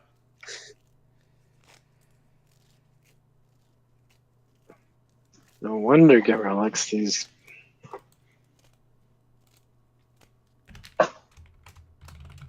So how quickly after they hatch is a hatchling ready to make its own way in the world? Immediately. Wow. For rules knowledge, a wormling red dragon is a CR6. Damn. It has 50. Born out the egg, it has 59 hit points. That's a tough baby. So basically, we would have had a big fight in our hands when we first started playing against a wormling red dragon. Yep. little baby jumps out of the egg, and we're like, "Oh, it's so cute!" It's like, "Hands up, motherfucker!" Like baby with a gun. Like, how old were you when you when this adventure started? You were like 38. Yeah. 38-year-old Holt getting fucking housed by a 1 minute old baby dragon. Jesus. Solandra's a good 50. Well, she's 51 now. I mean, most of that's the breath weapon, because it does, like, it can use the breath weapon every, I think it's 1d4 rounds, and it does fucking 2d10 points of damage. Because go fuck yourself. And then it's got a bite and 2 claws. But no multi-attack, so it has to choose. But it also has Vital Strike, so it can deliver some monster fucking bites, bro. Well, I mean, it makes sense. When snakes are born out of the egg, like venomous snakes, their venom is extremely potent. Huh. More so than the adults. I didn't know that. It's concentrated. You just need Ricky Tikki Tavi. Yeah, but their fangs are usually too soft and small to really penetrate much of anything. Yeah. I mean, even adult coral snakes have extremely, extremely powerful poison, but most of them can't even get through your skin.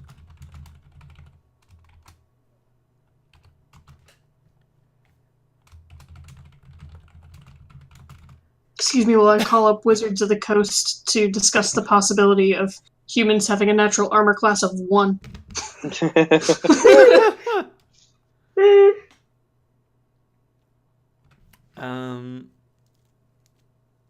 Well. So, do you have any advice for our further travels? Now, the slander is kind of fishing about the further travels thing. Well, if you wanted to go to the Drow City, I might be able to give you some directions. I never bothered to figure out where the Vampire City is. It's not my business. But if the Drow trade with them, and they have been, you should be able to find your way. But you look like you've been traveling so long. Maybe you'd like to take a little rest. We wouldn't want to impose. Oh, not at all. Take a dip in the hot springs. I'm certain I can find some old fabric. You can test the quality of my silk sheets.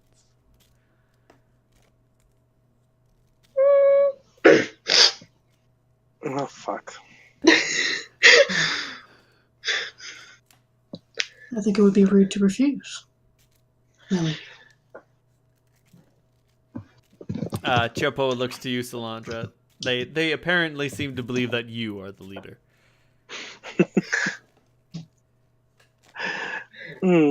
Well, we do have They wouldn't be wrong. Got him. She tries not to be. I'm not the leader. I'm not the leader. I'm not the leader. I'm the fucking leader.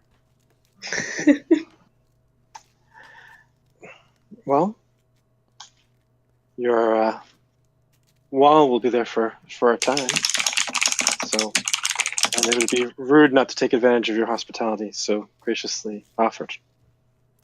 Fantastic. I will have a meal arranged for you. In the meantime, enjoy my abode.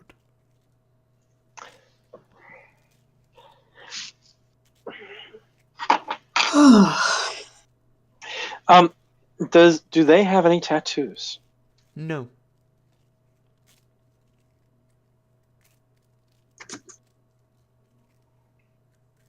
Are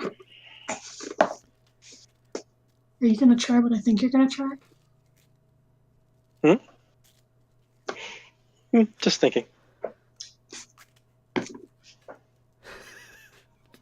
just, like, it took me the longest time to figure out, like, why dragons are dangerous. And just, like, fresh out the egg. Like, consider how strong a human baby is. And then consider how strong a dragon baby is. One of these things is not like the other. One of these things just doesn't belong. Like, if you put all of the infant versions of creatures in an arena and had them duke it out, like, that dragon is gonna tear through some fucking infants. Yeah, just a little. Oh God. I think the thing that in, the way that they've redefined dragons over the years, the thing that makes them really freaking ridiculous is the fact that they are physical forces and magical forces, and not very many creatures are both. Mm-hmm. Other than, cilantro. Hey, everybody shut the fuck up. Holt is a goddamn genius. The name of the game is Jorvental! Jorvental. I found it. That's a badass name. Good find, babe. Jorvental. Holt is not a genius. Sometimes referred to as the Great Game, or simply the Only Game, was a game dragons used as a proxy instead of open warfare. Dragons who play Zorvental are called Tal'Darax. A dragon's head servant was known as his or her Lovak, and his or her other servants are known as Dokaz. Zorvental is a chess-like game, as players defeat their opponents with strategy instead of combat. Dragons who play Zorvental take great pains to not be discovered by others as well. There are hundreds of rules known as precepts. Brimstone said that to read the entire codex of rules would take a few years, and even Alasclair Banbastos admitted he didn't fully understand all the rules. The rules are so complicated that it is rare for less intelligence dragons, such as white dragons, to be able to play the game entirely. The most important rule is that to gain, first you must lose. I remember reading the Harry Potter Quidditch book, and in it was talking about how many rules of Quidditch there are, and that many of the rules are not listed simply so they do not give other players ideas.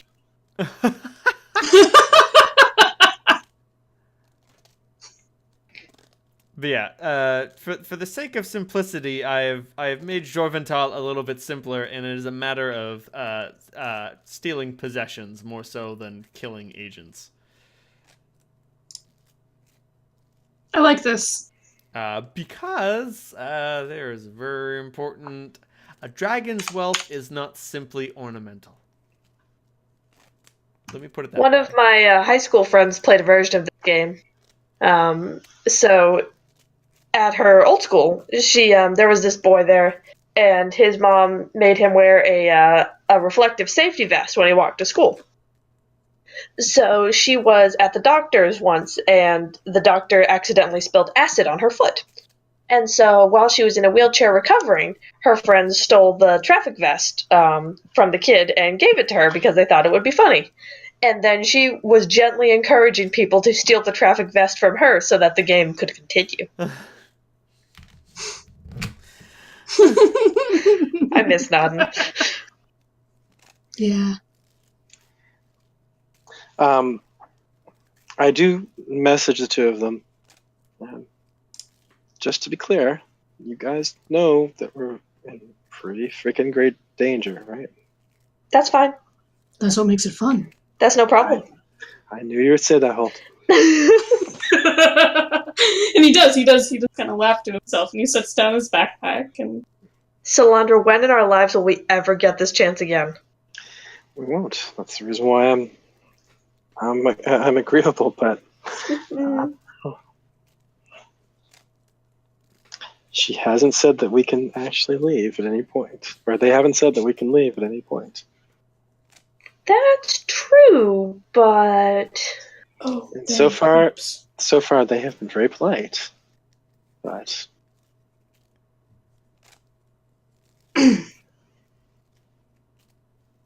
well, we play it by ear. and yeah. so translation of that of their name is Red Lord, by the way.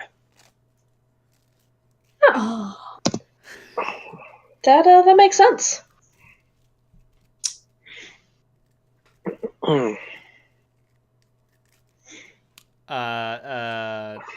Most dragons have another term for Dracoliches. Cheaters.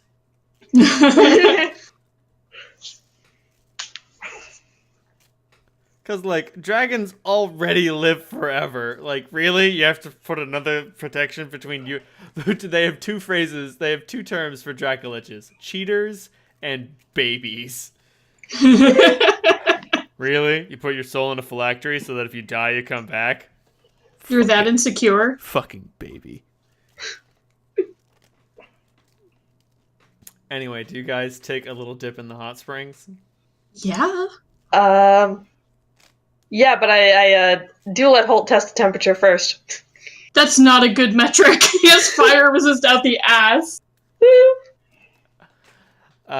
Even with the higher fire resistance, it is comfortable. Well, okay. With the fire resistance, it is bearable. Without the fire resistance, don't. But I have some fire resist. How much? 30. Oh yeah, no, 30 is. You're fine. 30's a lot. Okay. Like That's double what I have. yeah. Oh, okay. Like every rank. How did you get 30? Let's see. Probably between my... Is it the Scarab of Protection? No. That might. No, Scarab Protection doesn't give you fire resistance. It really gives you a little bit of spell resistance, and the main effect is that it protects you from death magic and level drain. Oh, So, yeah. it is a very handy item. Where the hell did that come from? I wrote it there deliberately. Well, I know you guys have cold resistance from when you guys went up to the peak, Yep. Yeah. and that So has we all not have been dispelled. We all have 10 points of cold resistance. So weird. Oh, it's I put the fire resistance on when I enchanted my armor. Oh, that's fair. That's a good level of fire resistance. Yep. Though to be fair, I'm not going to be wearing my armor in hot springs, so bye bye fire resistance. You're gonna need that. Yeah, Salandra can handle it for another couple hours. I would say, can I wear my armor and dip my feet in? You can. Excellent. Let's say, what's your armor made out of? Leaves. Yeah. It's not gonna be They're great. very resistant leaves.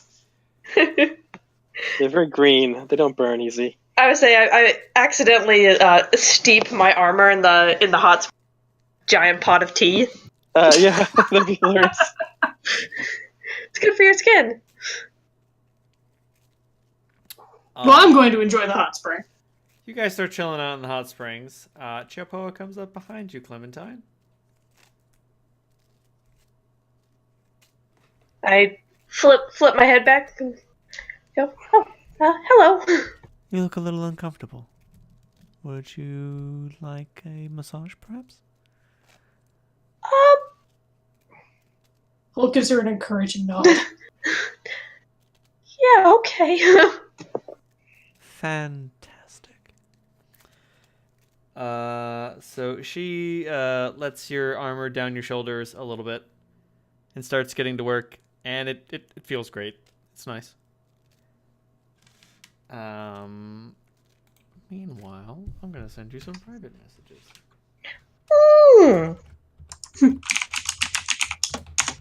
And then she stole my armor and stabbed me in the back, and we all died. Fuck.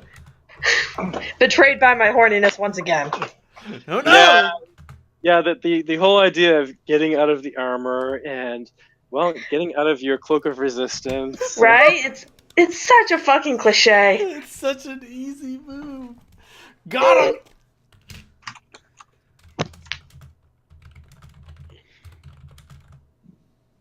I just need a few months to tattoo these guys up the ass. Right? Then we don't have to worry about hot tubs anymore. Our mortal enemy, the hot tub. Hey, I won't say no to more energy resistance.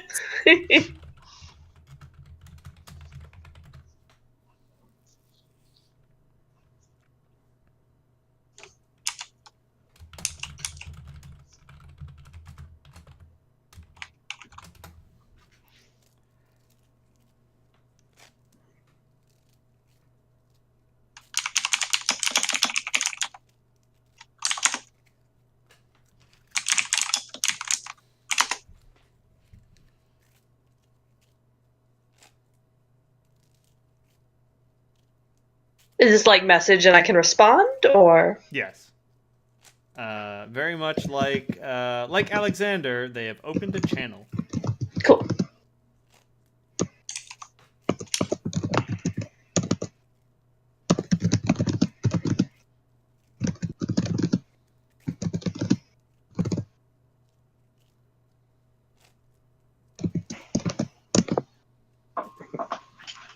Oh, I'm not sure if this is going to offend them. You remember that Salandra's tattoo of natural armor is gold dragon scales. How gauche. Actually, okay, here's a funny thing about dragons. Do you know, how many processors does the human brain have?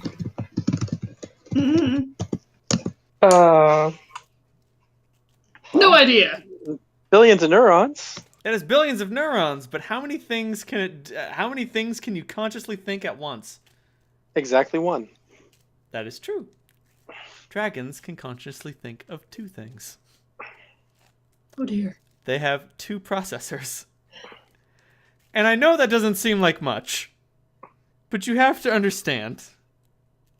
When you can literally think of 2 things at once, there's lots of dumb things you can do.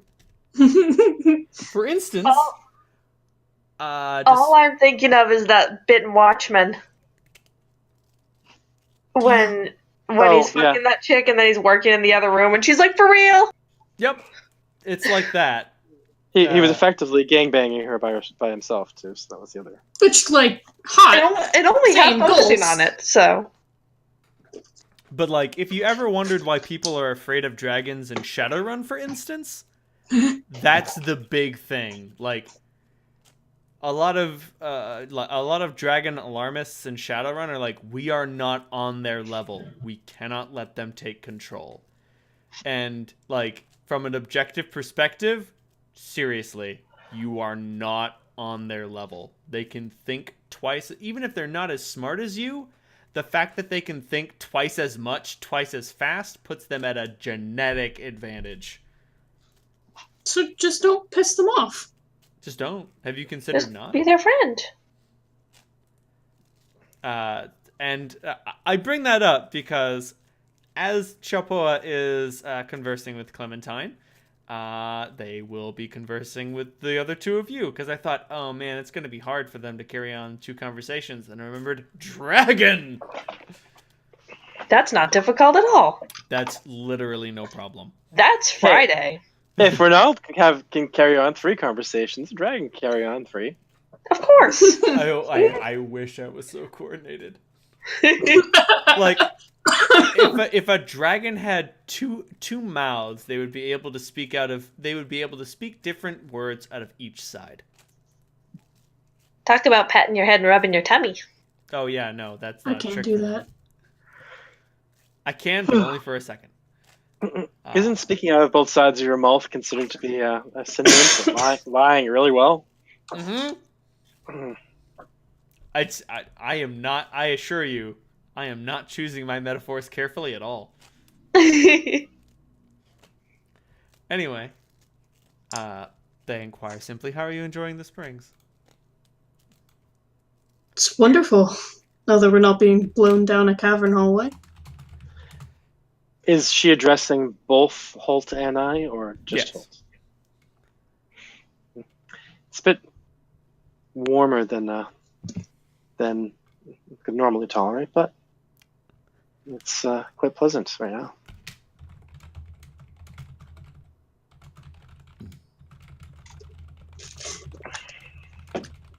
So what is that, by the way? Where that the wind? What's that from? It's from a planar subterre to the windswept lands of Pandemonium.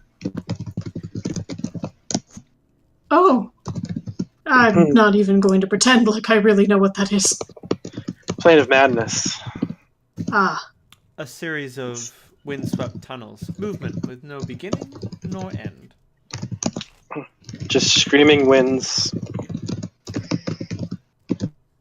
It's a great place to use to travel. You can easily go through Pandemonium to end up to one of the other planes, especially the Outlands, if you really want to cross country. Hey, is sigil a thing in your world? What? Sigil. The city. Is that a city? Yeah, it's the city at the center of the plains, Lady of Pain, and all that.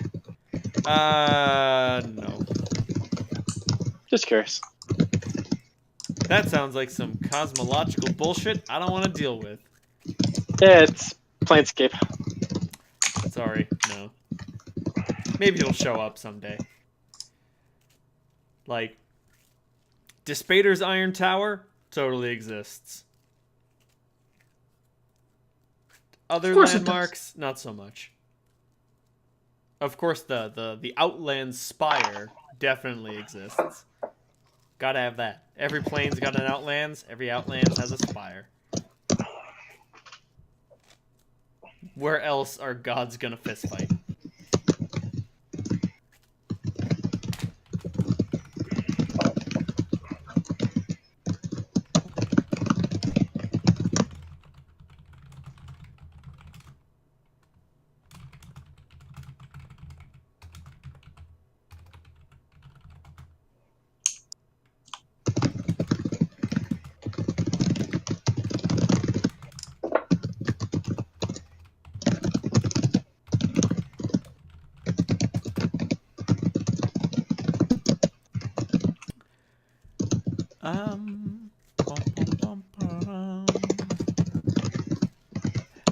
Yes, it's just a small thing that I've taken advantage of. It's partially responsible for the heat. There's also a magma flow that goes beneath this place. you know, that makes a lot of sense. Doesn't it encourage visitors to your lair more than you'd necessarily want? It does, and I don't have a problem with unexpected visitors. It's those who want to come here that are the issue. Your protections are very interesting. Oh, that over there? I just do that. I just work on that for fun when I'm bored. It's tricky business adding that much rune work together. And most of the things that get tossed down the hot springs don't have what it takes to get past it. And if they're not willing to stay put, well, what happens to them isn't really my responsibility.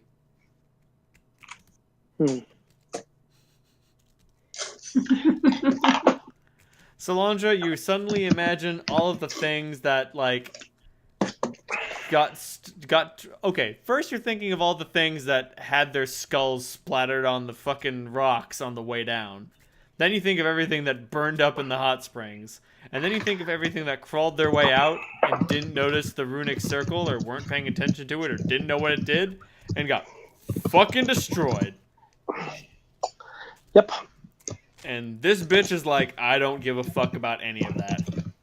That shit's It's- not my problem. She's essentially set up a real picture plant type setup. Picture plant? Yeah. Pitcher plant. Oh, yeah. Like a Venus flytrap. Yep. Yeah, essentially it's you go to the edge and all the hears are kind of angled down and slippery. Mm-hmm. So you can't really easily like go back up, but you can go down really easily. Right. Yeah, I wrote porn about one of those guys once. You did. It was good. It was Yes. way hotter than it needed to be, babe. I got paid for it, so So turn up the heat. let's turn up the heat. And I mean, like, I mean, if you want to ask whether Chapoa like enslaves, eats, or like releases those that they catch, you can go right ahead and do that. But Doesn't matter to me. I was about to say, hold straight up, like, well, don't get caught up in the wind tunnel if you can't handle it. Yeah, exactly. We can handle it. And anyone That's why we're here. who goes exploring around down here knows the risks. Your home is very beautiful. Thank you. I've had a lifetime to work on it.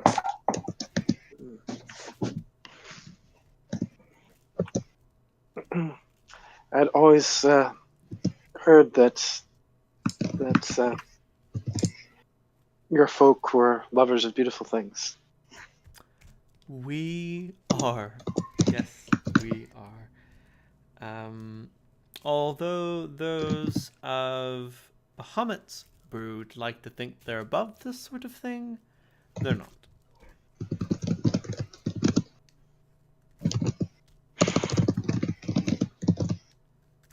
They are capable of being as carnal and cruel as those of Tiamat's clutch, they say, gesturing to themselves. Now, do I recognize those names? That's a knowledge religion, right? Yes. Okay, good roll. Knowledge religion. Oh, oh my. Okay, so that's a 45. Sweet. There you are definitely familiar with these words.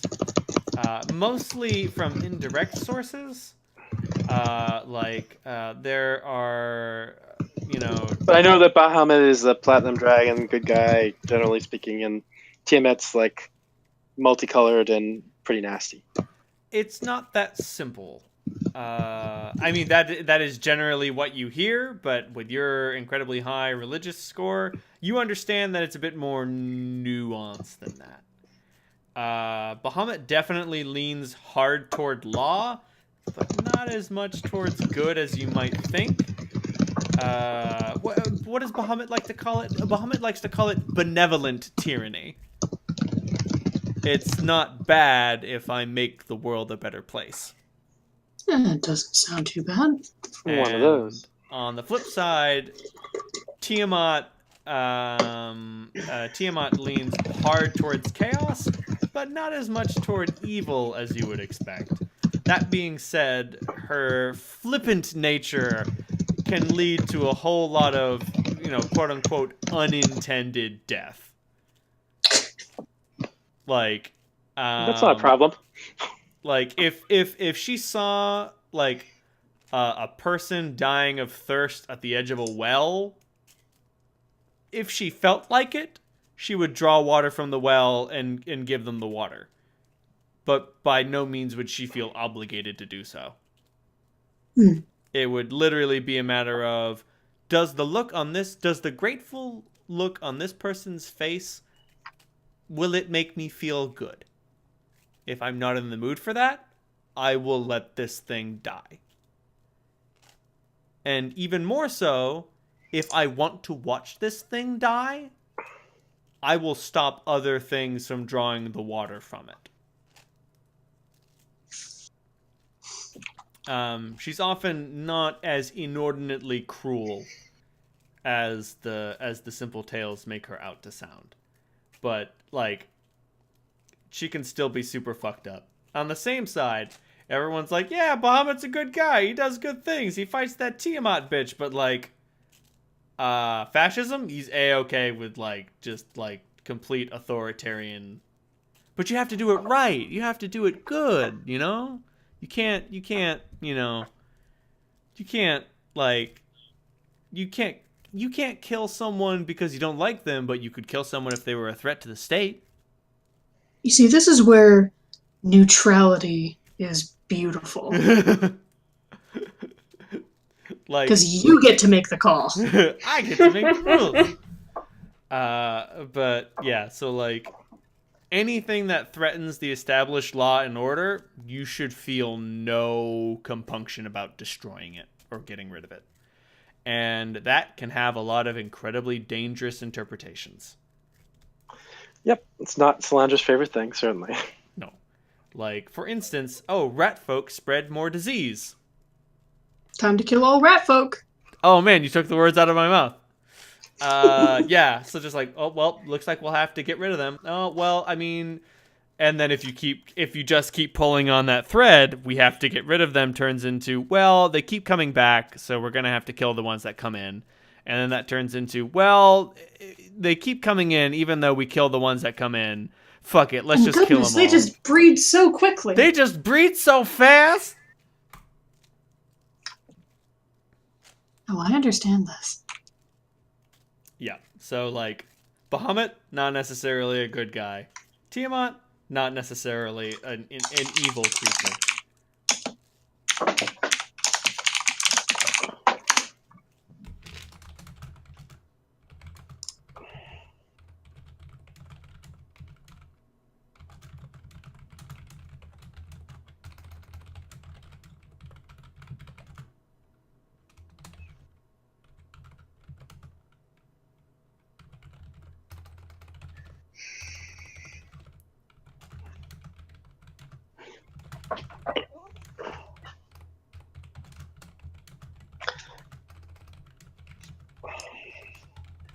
Well,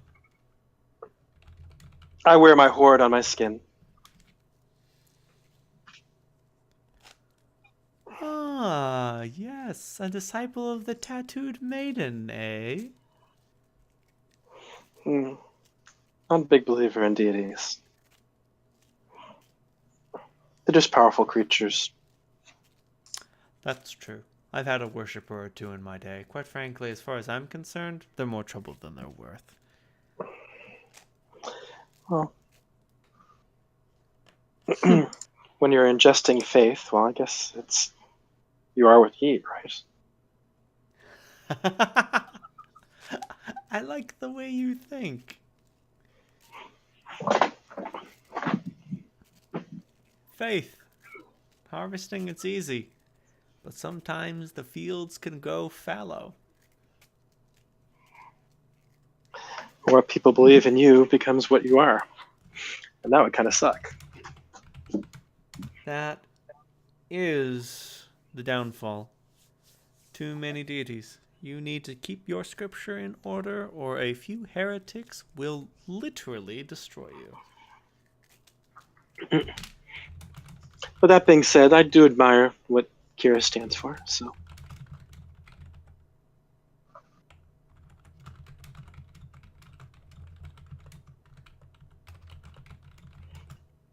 And tattoos are just fucking cool. There it is. It's not so easy on the scales. I had considered it, but it also seemed a bit gauche. Well, I mean, I don't have scales as fine as yours, but Sandra managed to do an excellent job for me. Yes, but your color doesn't add anything to your identity. In the same way that it does mine. A good point. Yeah, the only ink that would work on you in your natural state would be, maybe crushed gemstones.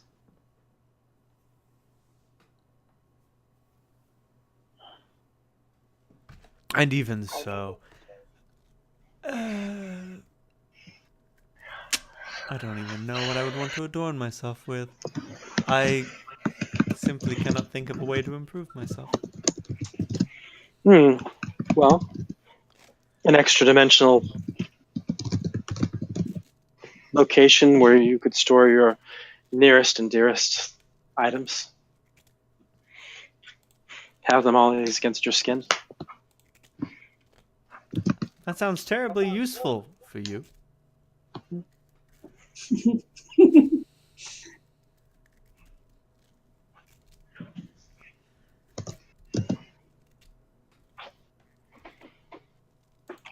What does the pyrotechnic spell do? Pretty much makes fireworks. Yep. And thick clouds of choking smoke.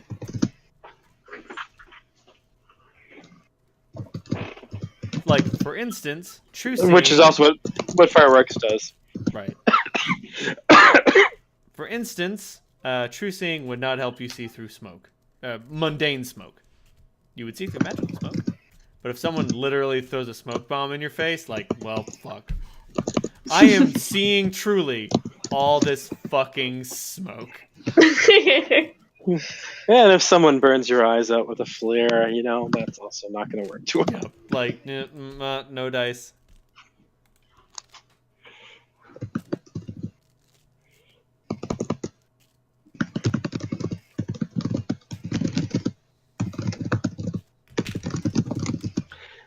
So, you've been a very gracious host. Is there anything that we can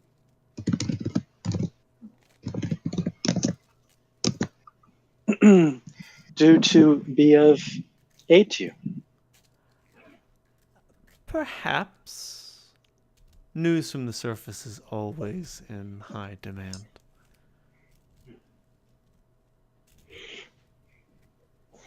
Slendra was parsing her languages as close as she could there. Mm-hmm. Not offering anything. Well, news is something that we can provide. We've been involved in some interesting affairs of late. I should hope so. If you three are the new norm, then things up there must be so boring. Or perhaps too eclectic. I'm not sure if I'd call us the...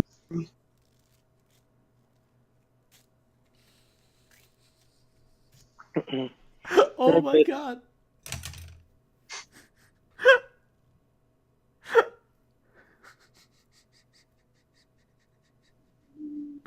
Yes? No, nothing like that. Okay, so like I'm just curious, like how did you parse that sentence? Not with any sort of... bemused? No, like what like because she's wondering about what the state of opposition up there might be if she ever decided to go up. I can neither confirm nor deny that's what they're talking about.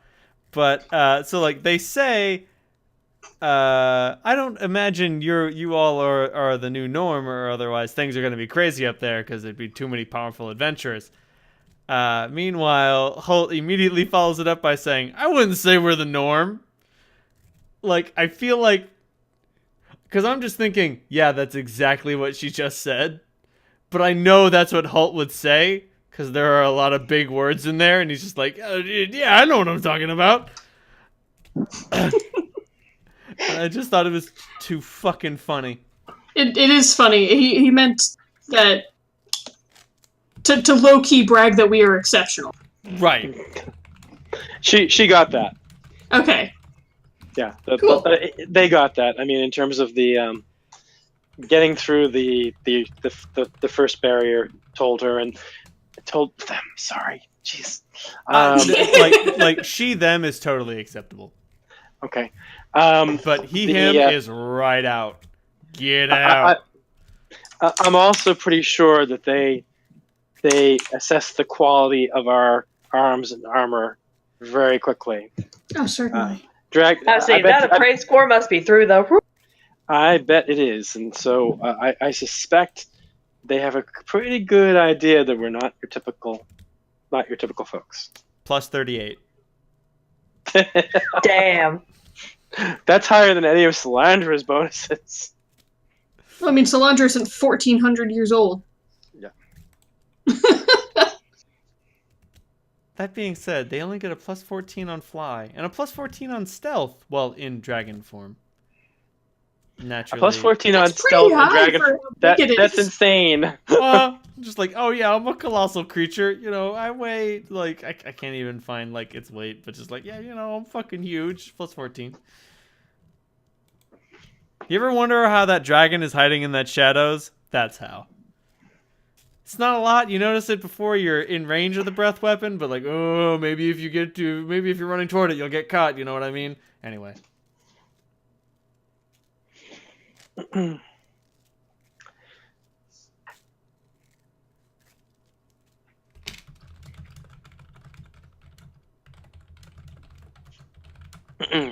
Right now, the best news is that the people of Septemport are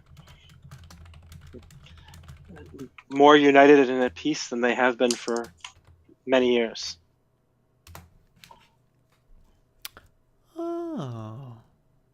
Even Connor has recovered from his madness, if you know of Connor.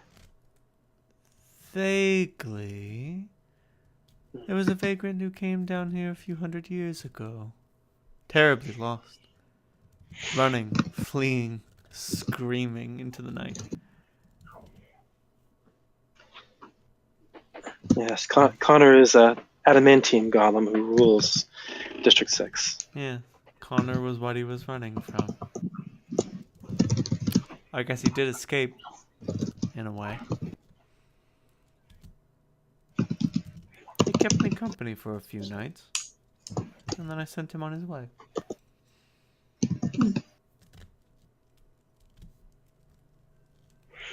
Sense motive. Roll the beautiful sense motive footage. On his way. That's an even 40. That is an even 40. Well, they seem to be telling the truth. Yes, it's how they parse that. Sent him on his way could very easily mean sent him on his way to my stomach. I mean, Senator, I can neither confirm nor deny.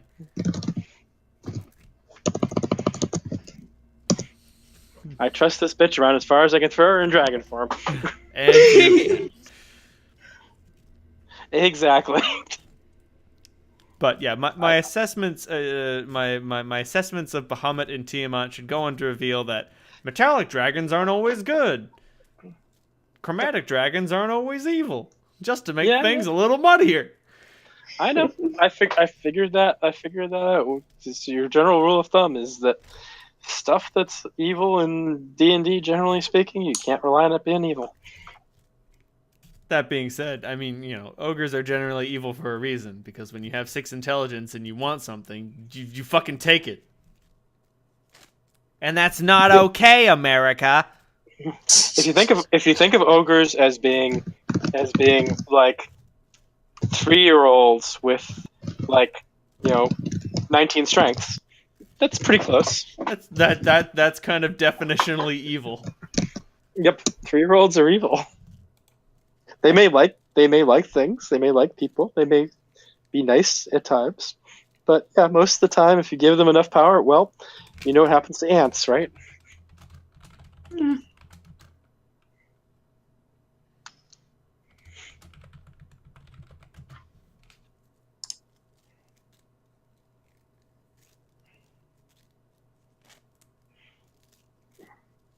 I got the impression that our buddy, what's his name, the bounty hunter, Mac? Mac was a genius by ogre standards. Oh, yeah, no. Mac has an intelligence of 12. He's a fucking super genius.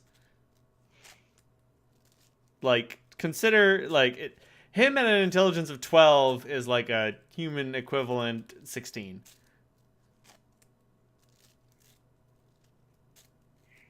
Because, like, intelligence basically equates to IQ. Like, take your intelligence score and multiply it by 10. That's basically your character's IQ.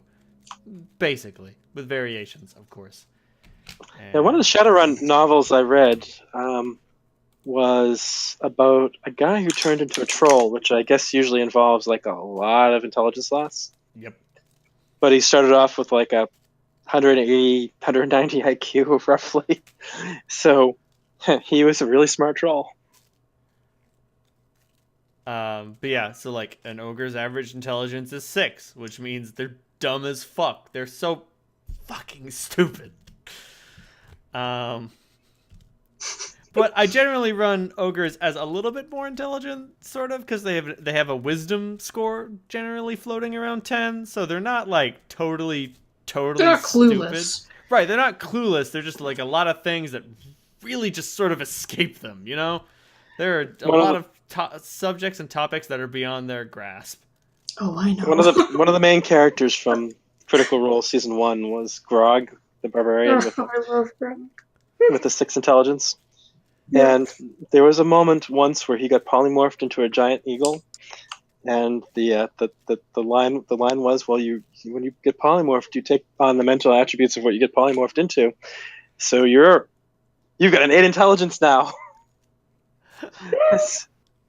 So as a giant eagle, the world became so much more comprehensible briefly for him. Oh god. But like at a 10 wisdom, your average ogre is like, those berries are okay to eat, those berries are not okay to eat. Like, I understand all That's that. all you need. But like you start explaining anything beyond basic math and they're like, what? Like trying to explain a dozen to an ogre is don't. Just stop. Not enough. It's how many eggs come in a box. Exactly. There we go. We got there.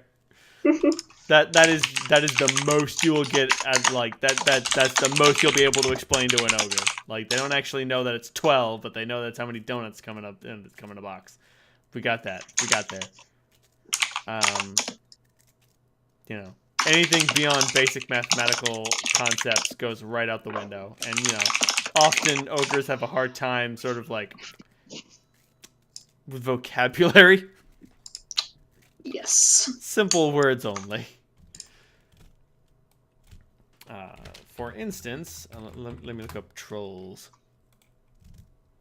Trolls also have an intelligence of 6. And a wisdom that is somehow lower. Then again, when you have a constitution of 22, it doesn't really matter how low your wisdom is. I mean, yeah, trolls can walk off the edge of a cliff and hit the sharp rocks down below and reproduce. In my iteration, trolls actually have to sexually reproduce. But I mean, the point is, when they were done, yeah, they could just go bang. Like, how powerful is a troll's regeneration? 10? I'm not sure in Pathfinder, yeah. In Pathfinder, it's 5. Which means in 12 it's rounds... 10, it's 10 in 5th edition, yeah. Oh, Jesus Christ. But so in Pathfinder, your average troll having fallen off a mountain after 2 minutes will be totally fine. 2 minutes. You don't really need much wisdom. Count to 120. It's pretty much as long as you don't walk into the volcanic lava and that you stay out of forest fires, you're okay. You're totally A-okay, fine. To eat the bad berries, fucking whatever. I shove it in my face. I shove it in my face hole. Still counts as calories. Still counts as calories. Fucking Promethean style. I eat it. Ooh, I just had a really gross thought. What? A troll trying to squeeze through a narrow crack. In the Oh cliffside. no. Yeah, just sort of, I could fit it here. Oh no. Eventually, you kind of just regenerate into the hole. I was about to say, you'd have to chop off a bunch of limbs and body parts and just have, like, one arm, a shoulder, and your head, and then just, like, try to crawl through really fast.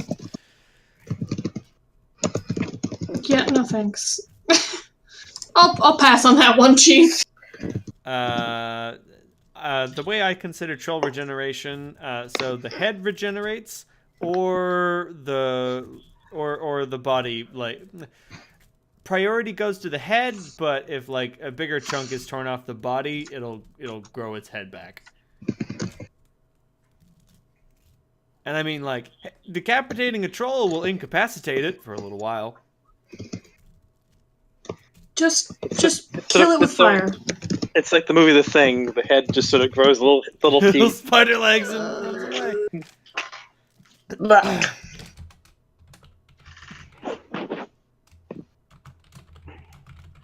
Thanks, I hate it. Good old-fashioned practical effects. Oh man, Cap, have you never seen John Carpenter's The Thing? No, yes, I have. Oh, okay, good. My penis weakness? You say that to me?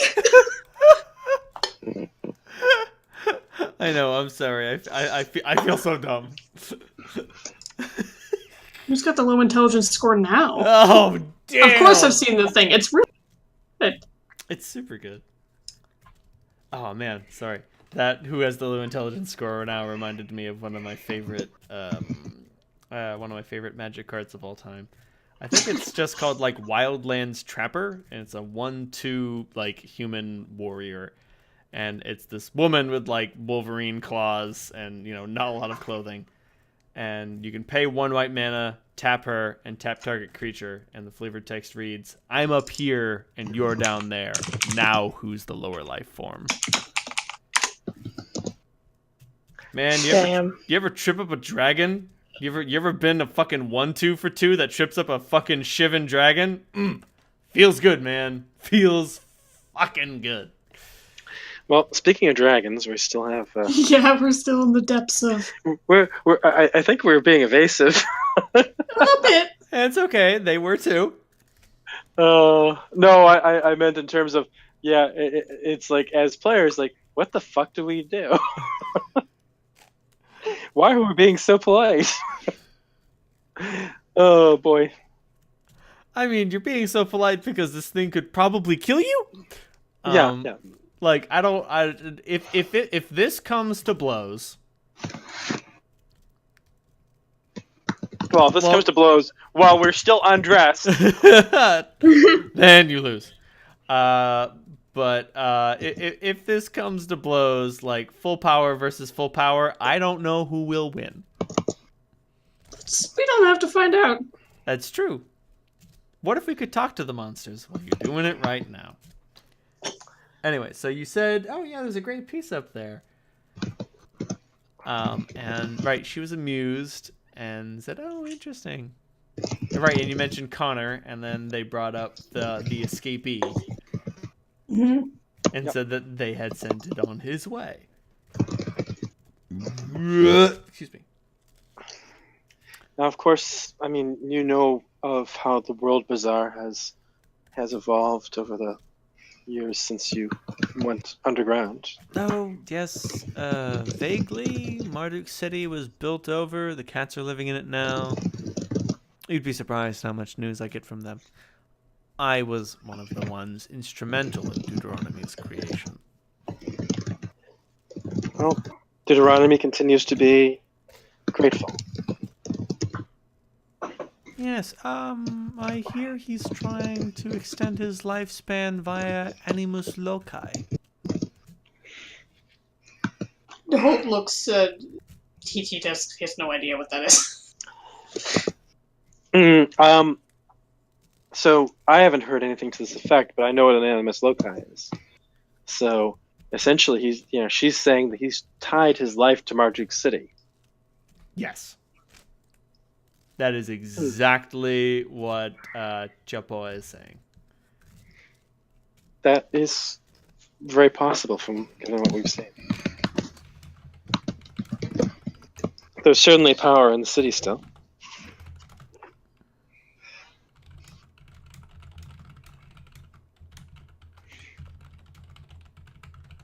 And he is by no means an insignificant entity.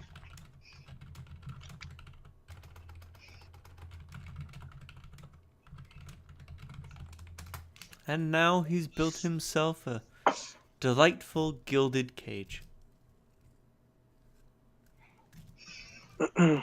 All the paths to immortality for those who don't come by it naturally seem to have unfortunate consequences.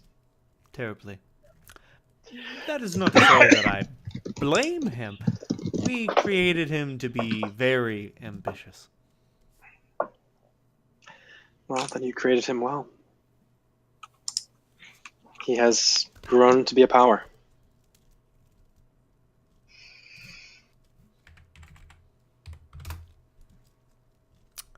That's good. Always good to hear more news about him. How does he look? Is he still cute? Yeah. Looks to Salandra. He enjoys his repasts. Ah, I see. A little salt and pepper then? Yeah. And a bit. He has acquired an enormous presence. Ah, I see. Well, there's nothing wrong with that. There's more of him to love. Yes. But he is quite a handsome entity. And I'm sure that he would love to hear from you if you wanted us to deliver a token to him. We will be returning to him in time. That sounds like a fantastic idea. Before you go, I'll fetch one. I'll give him a pleasant memory.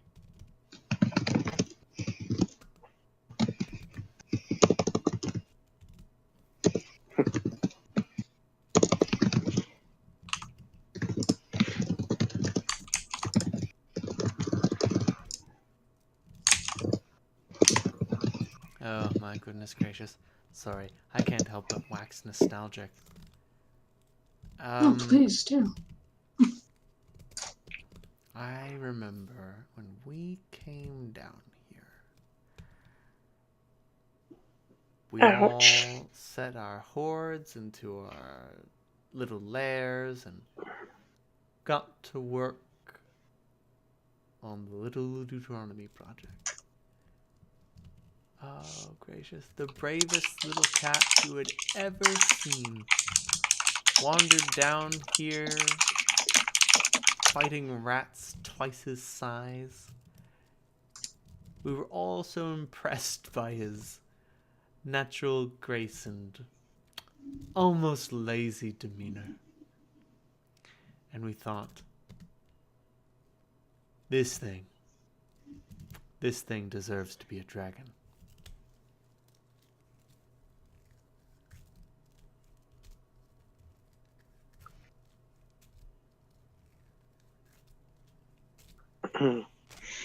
The parallels between cats and dragons have been suggested in the past. Oh, no. We created those parallels. Brilliant. Oh, well, we discovered them and then we reinforced them.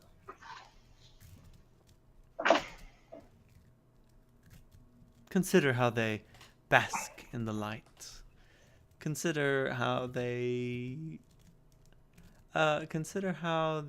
care for their young. Consider how they play with their food. Exactly.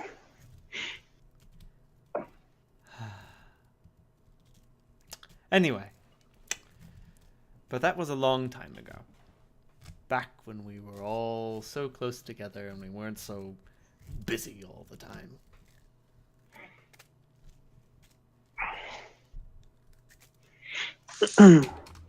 Do you folk maintain a means of communication, or do you have to actually visit each other? Oh, no, visiting is quite out of the question. Speaking of gilded cages. Unfortunately, it's so hard to find good help these days. And the lair is of paramount importance at this point. I'd have to relocate the whole thing if I wanted to go traveling, and that's just a whole headache.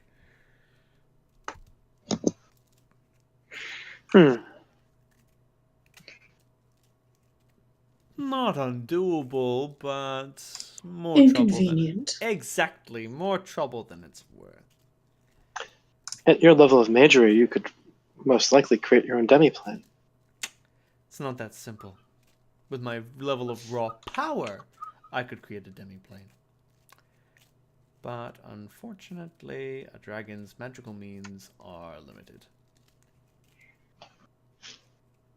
Bahamut and Tiamat had to keep the playing field fair in some variety. So you can't simply learn spells as a wizard does. Not exactly. I've stolen a few spell books in the past, but I just rip through them.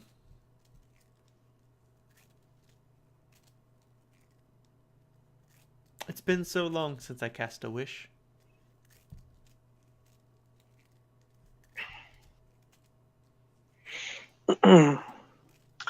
And that is something that you were able to do natively? Wish? No. I mean that I was able to kill a wizard, steal his spell book, and he had memorized the spell wish. And therefore, I was able to make one of my own. I can't even remember what it was.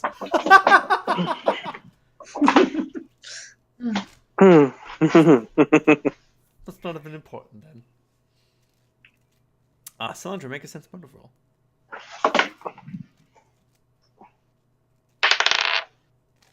That one is a 39.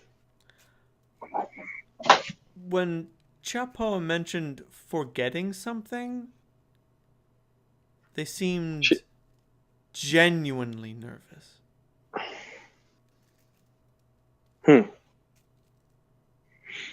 So the wish actually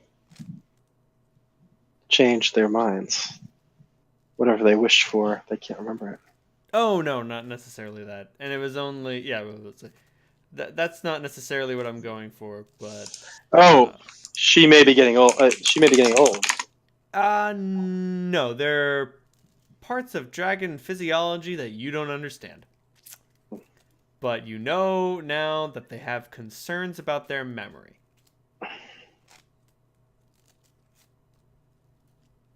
You ever wonder why a dragon is so protective of its horde?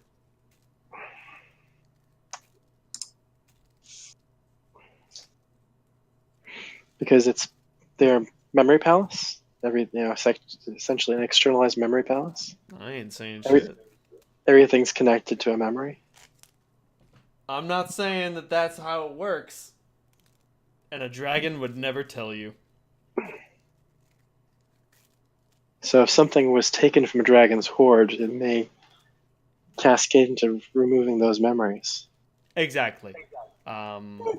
Basically, so if a dragon keeps the object that's associated with the memory, they can never forget it. But as soon as they lose the object, then they don't... It's not like it makes them forget. It means that they now have the ability to forget it. That's why when it comes to a dragon's horde, it's death before dishonor. And Gotcha. When it comes to playing Jorvental, it's not about stealing the gold. It's about stealing the memory.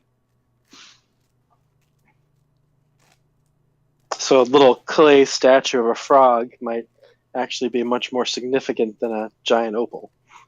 No, generally the worth of the object directly correlates to the nature of the memory.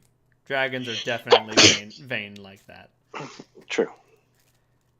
That being said, you don't have to worry about stealing bad memories. Like you just don't associate. You don't instill objects with bad memories. Yeah, no. And I mean, like, dragons also don't have to worry about forgetting important things. Like, they're not gonna forget the name of their kids or whatever. But, like, when you live to be 1,400 years old, there's just a lot of shit you don't keep track of. There's too much to keep track of. Mhm. That being said, Solandra, you realize now you have some sort of advantage. Elves never get senile, nor are they so forgetful. They forget things like everyone else. Mhm. Perhaps your immortality has its advantages. That being said, dragons never weaken with age. So, there may be ways in which we can be of help to you and your people. I mean, certainly, some forms of trade could be arranged. That would be nice. I like trade. Especially one-sided trade. It's usually called tribute, I think. Oh my gracious, it reminds me of my youth. There was this little town, I don't even remember what it's called. Oh, not important really. And I remember I came to it and everyone was so surprised to see me. They didn't know what I was. And, I breathed fire all over the place and it was very large and very scary. And they said, oh, we'll give you this gold if you keep the town safe. And I kept the town safe for a while, but eventually the gold wasn't worth it. So I took what I made and I left. A lot of my peers told me I should have burnt the town down. I don't see any reason for that. The bandits did it for me anyway.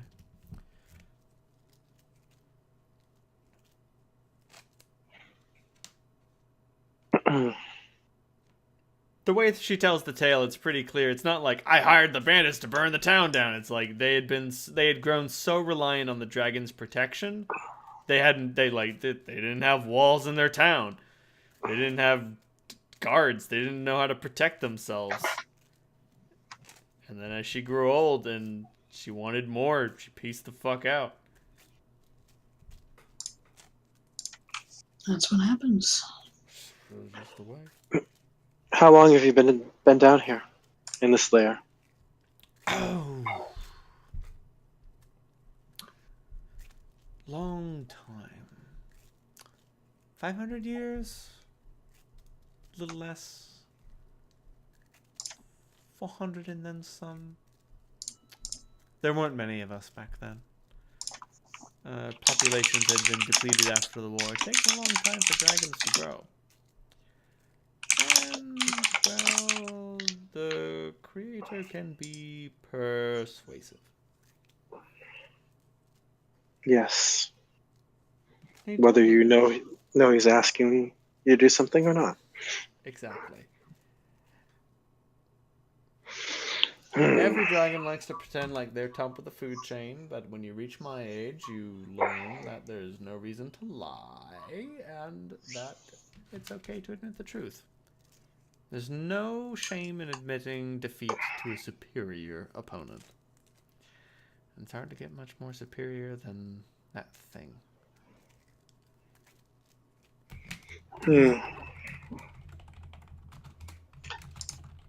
We've met some creatures of that sort.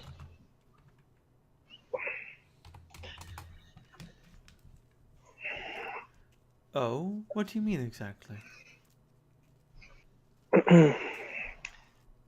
We've traveled a bit beyond Septemport. Oh, I see. Did you meet the Ferens? Yes. Yeah. Oh, they were delightful. They loved us. Told us all about their Dragon King. Oh my goodness gracious. What a fascinating person, but not a... well... What a fascinating journey. The point is, old Jonathan Hersgrove knew exactly where he should aim.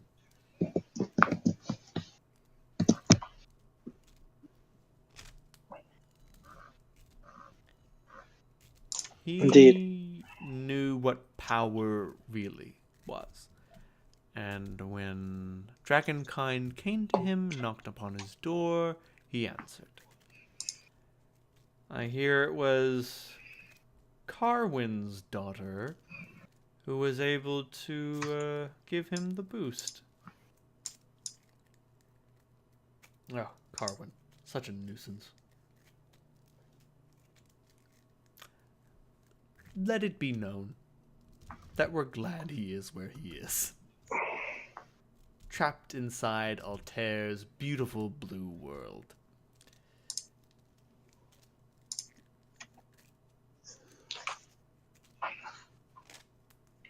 He and his companions didn't seem displeased to be there.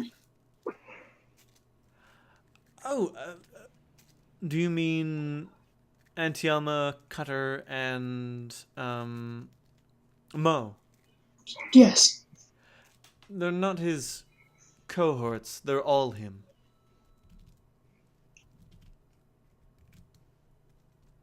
Four Facets. souls, one body.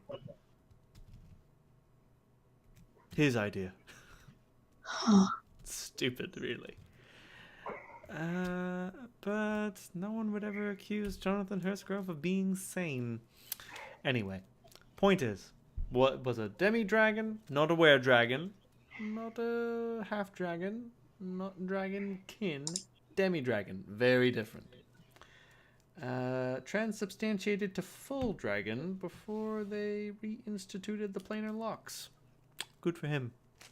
As I said, he knew exactly what he was doing. And he was mad. Quite mad. I cannot impress. If you had the esteemed fortune to speak with him or listen to him blabber, then you know exactly. Oh, gracious. I wonder what became of his little empire. We did not travel there. He But always you- hoped that one of his descendants would be able to unite it, but I guess that never happened.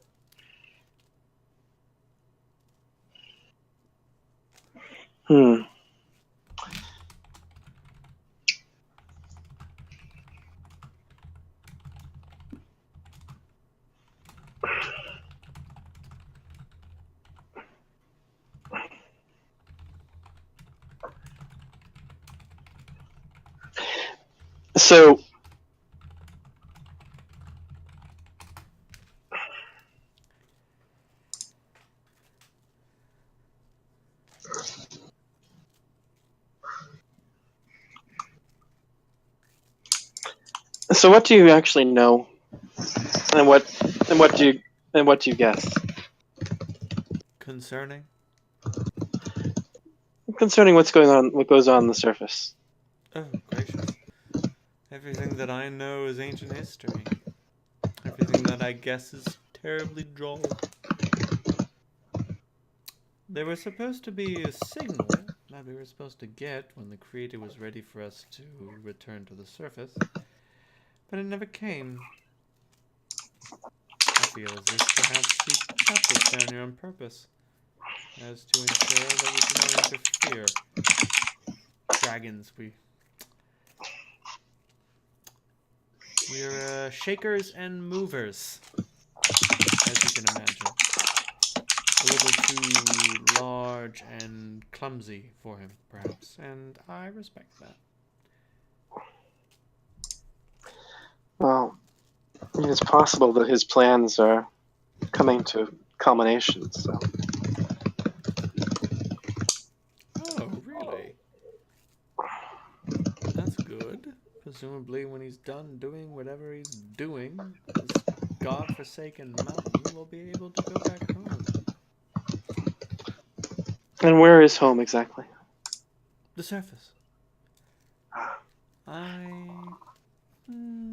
Maybe I'll make a little nest in the wilds. Oh, or maybe the mountains around Armstrong. Surely you must hunger for things. I mean, your home is beautiful, but you seem that you must miss art literature, music, dance. Those would all be things that someone of your sophistication would treasure.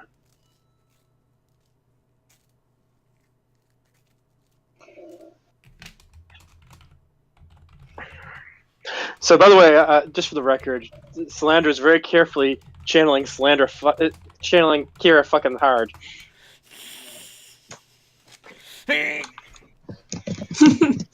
Oh man, don't hurt yourself. True.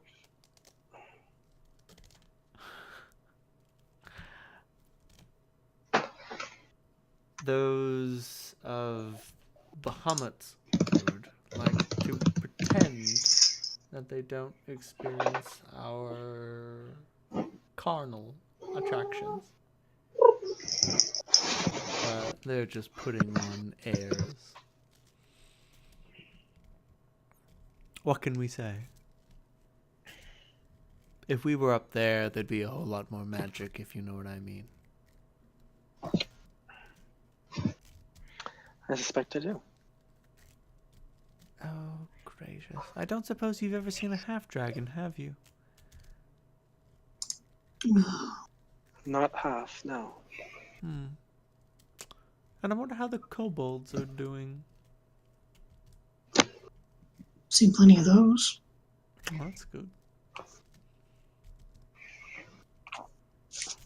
Maybe we'll form a political body again.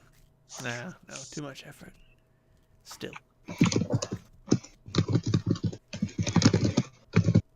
Eh, maybe I'll stay down here. Move closer to the surface, though. Definitely. A few hours instead of a few days down here.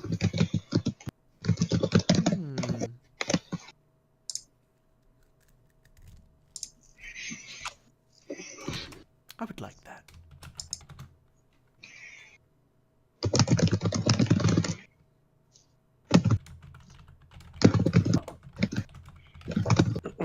So, can I tell that Holt and Clementine are having conversations?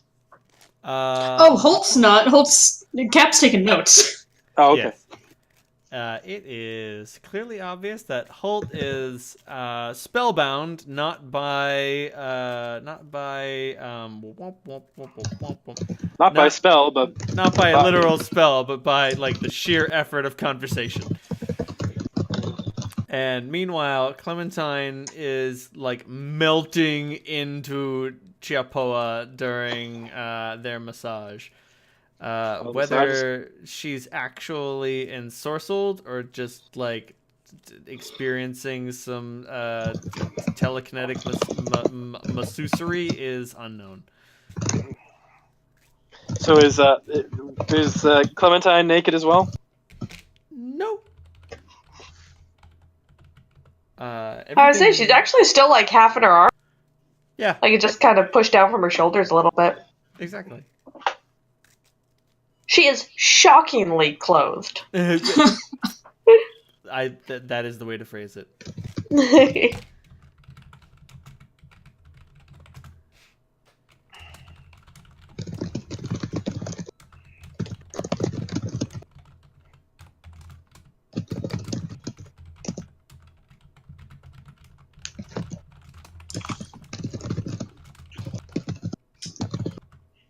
Yeah, most of Holt's mental faculties are going towards being respectful and not saying anything stupid.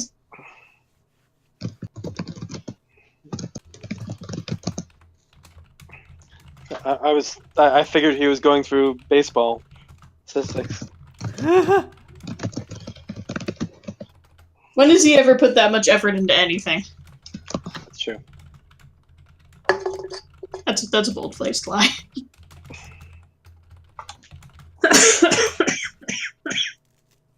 Oh, died. Oh God! Stop dying.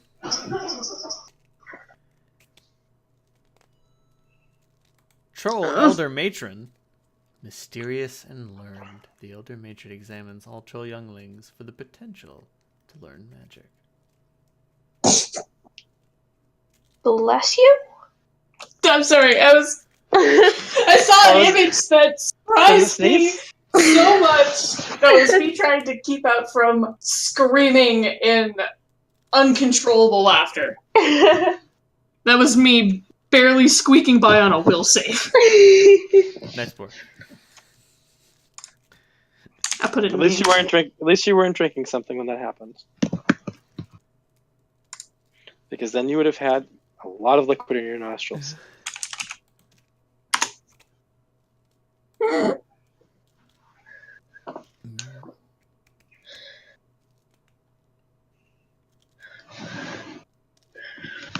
Oh. Ew.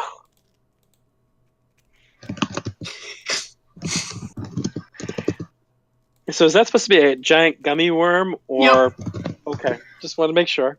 Yeah, no, it's a giant gummy worm. Mm. Mm-hmm. And don't put it in your butt. Oh, please don't. It's really not supposed to be there.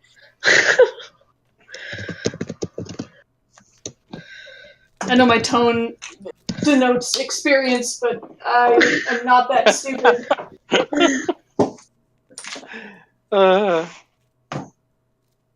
Oh man, never mind. Beholders have gotten a giant nerf in Pathfinder. Oh really? I'm okay with this. You can leave them where they are. Yeah, instead they have hold person and hold monster eye, and then they have a minor image, and then they can unleash a stun cone. Wait, they don't have disintegrate and stone to flesh, a flesh stone? Nope. What? Nope. Those are classics. I'm sorry. Well, I mean, Pathfinder doesn't want monsters to have instant death attacks. No. That was the thing in Baldur's Gate. Like, you know, the beholders are annoying because, like, frequently you get so many different attacks, you miss a save against something. But then there were the fucking elder ones that could imprison you, and I hated those. Man, the bigger problem that I had was with the Mind Flayers, because the paladin I made had a fucking intelligence of 3, so there was a chance they would hit him for intelligence damage. And in Baldur's Gate, if you have 0 in any attribute, you just fucking die. So every time I got hit by a beholder, there was a chance I'd just get fucking killed because my intelligence would go down to 0. Yeah, mind flayers are a pain in the ass. Particularly when there's a lot of them. Yep, it's a giant gummy worm. Nothing to worry about.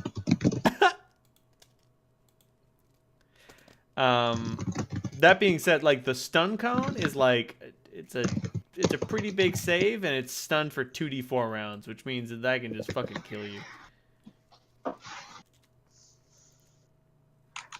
Ooh, they have pincers now. What? They have pincers. Beholders? Yeah. That's just wrong. Well, okay, so they can't use beholders in Pathfinders, and nor can they use mind flayers because they're copywritten monsters. So instead, they have eyes of the deep. Oh, yeah, that's right. And technically they're underwater, but you can really put them anywhere. And so instead of mind flayers, they have the Phrenic Scourge. Yeah, I remember that one. Yep. But it has basically the same ability. It can implant fucking tadpoles. It's a goddamn mind flayer. That being said, I don't think I'll be able to find any stats for an Elder Brain. So instead, I'll have to use an Elder thing. Oh well. Oh, you know what? That gets to that gets put together really easily. Huh. Well then. There's a lot of Lovecraftian stuff in Pathfinder that's pretty good. That's true. I mean, like, moon beasts are actually pretty good Fucking love moon beasts for mind flayers, so. Spoiler alert, you guys are gonna run into some of No. those. What do you mean, no? No. You don't get to tell me no here. No. How's your will saves? Will what? God. Oh, you're have so much fun.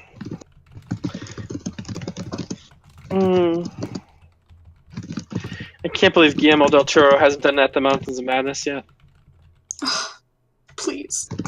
I'll die happy. I told you I went to see his at the Art Gallery of Ontario. They had his house exhibit. Oh, Oh, no, that's you so didn't, fucking you didn't cool. tell us about that. Yeah, it's really cool. I bet. He had giant mutant penguins, as well as like a lot of other cool stuff, like the the angel from Hellboy 2, which is really awesome, and a lot of the stuff from Pan's Labyrinth, which is like, I personally think Pan's Labyrinth is one of the most amazingly visually stunning movies of all time. So You're correct. Anyone that thinks that's not the case can fight me in the pit. won't be me. I love that movie. I love Guillermo del Toro, but Pan's Labyrinth is kind of in a league of its own among his works.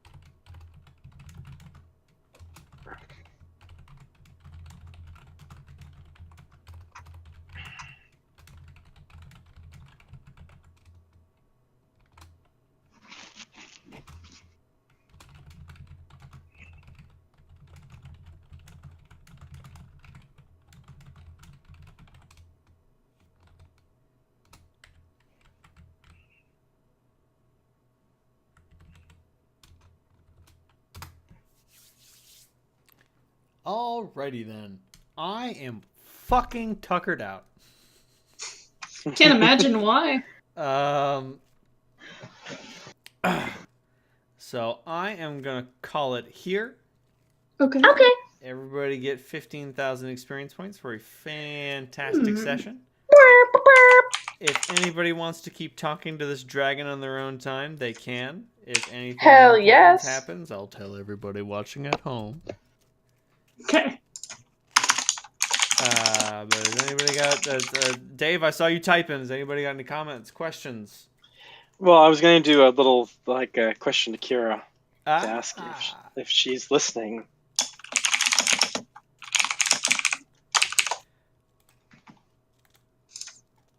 Oh man, I have to do math. I'm sorry. No, don't apologize.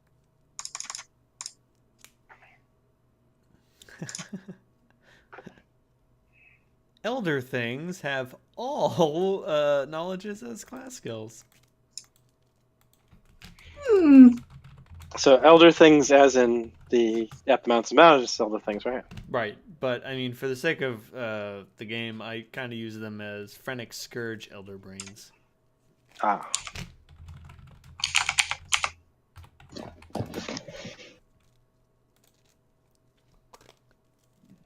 An elder thing can survive in the void of outer space, and its wings allow it to use its fly speed in that environment despite the lack of air.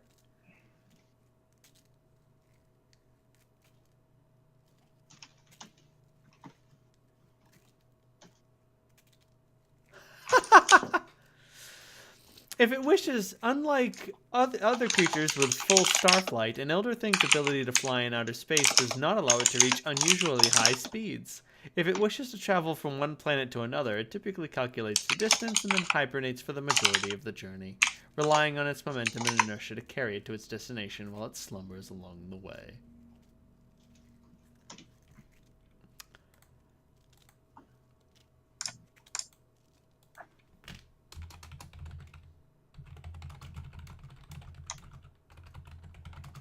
Excellent. I will definitely consider some things to message you about during the days off. Fantastic. Mm-hmm.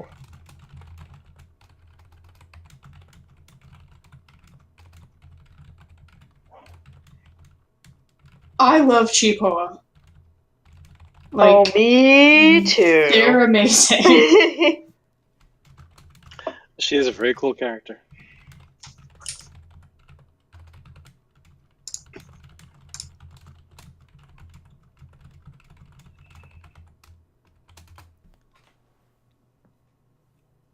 Well, I'm glad you like her. I love her. Because I basically made her up this morning. That's how it be. It'd be like that sometimes. That's how it is on this bitch of an earth.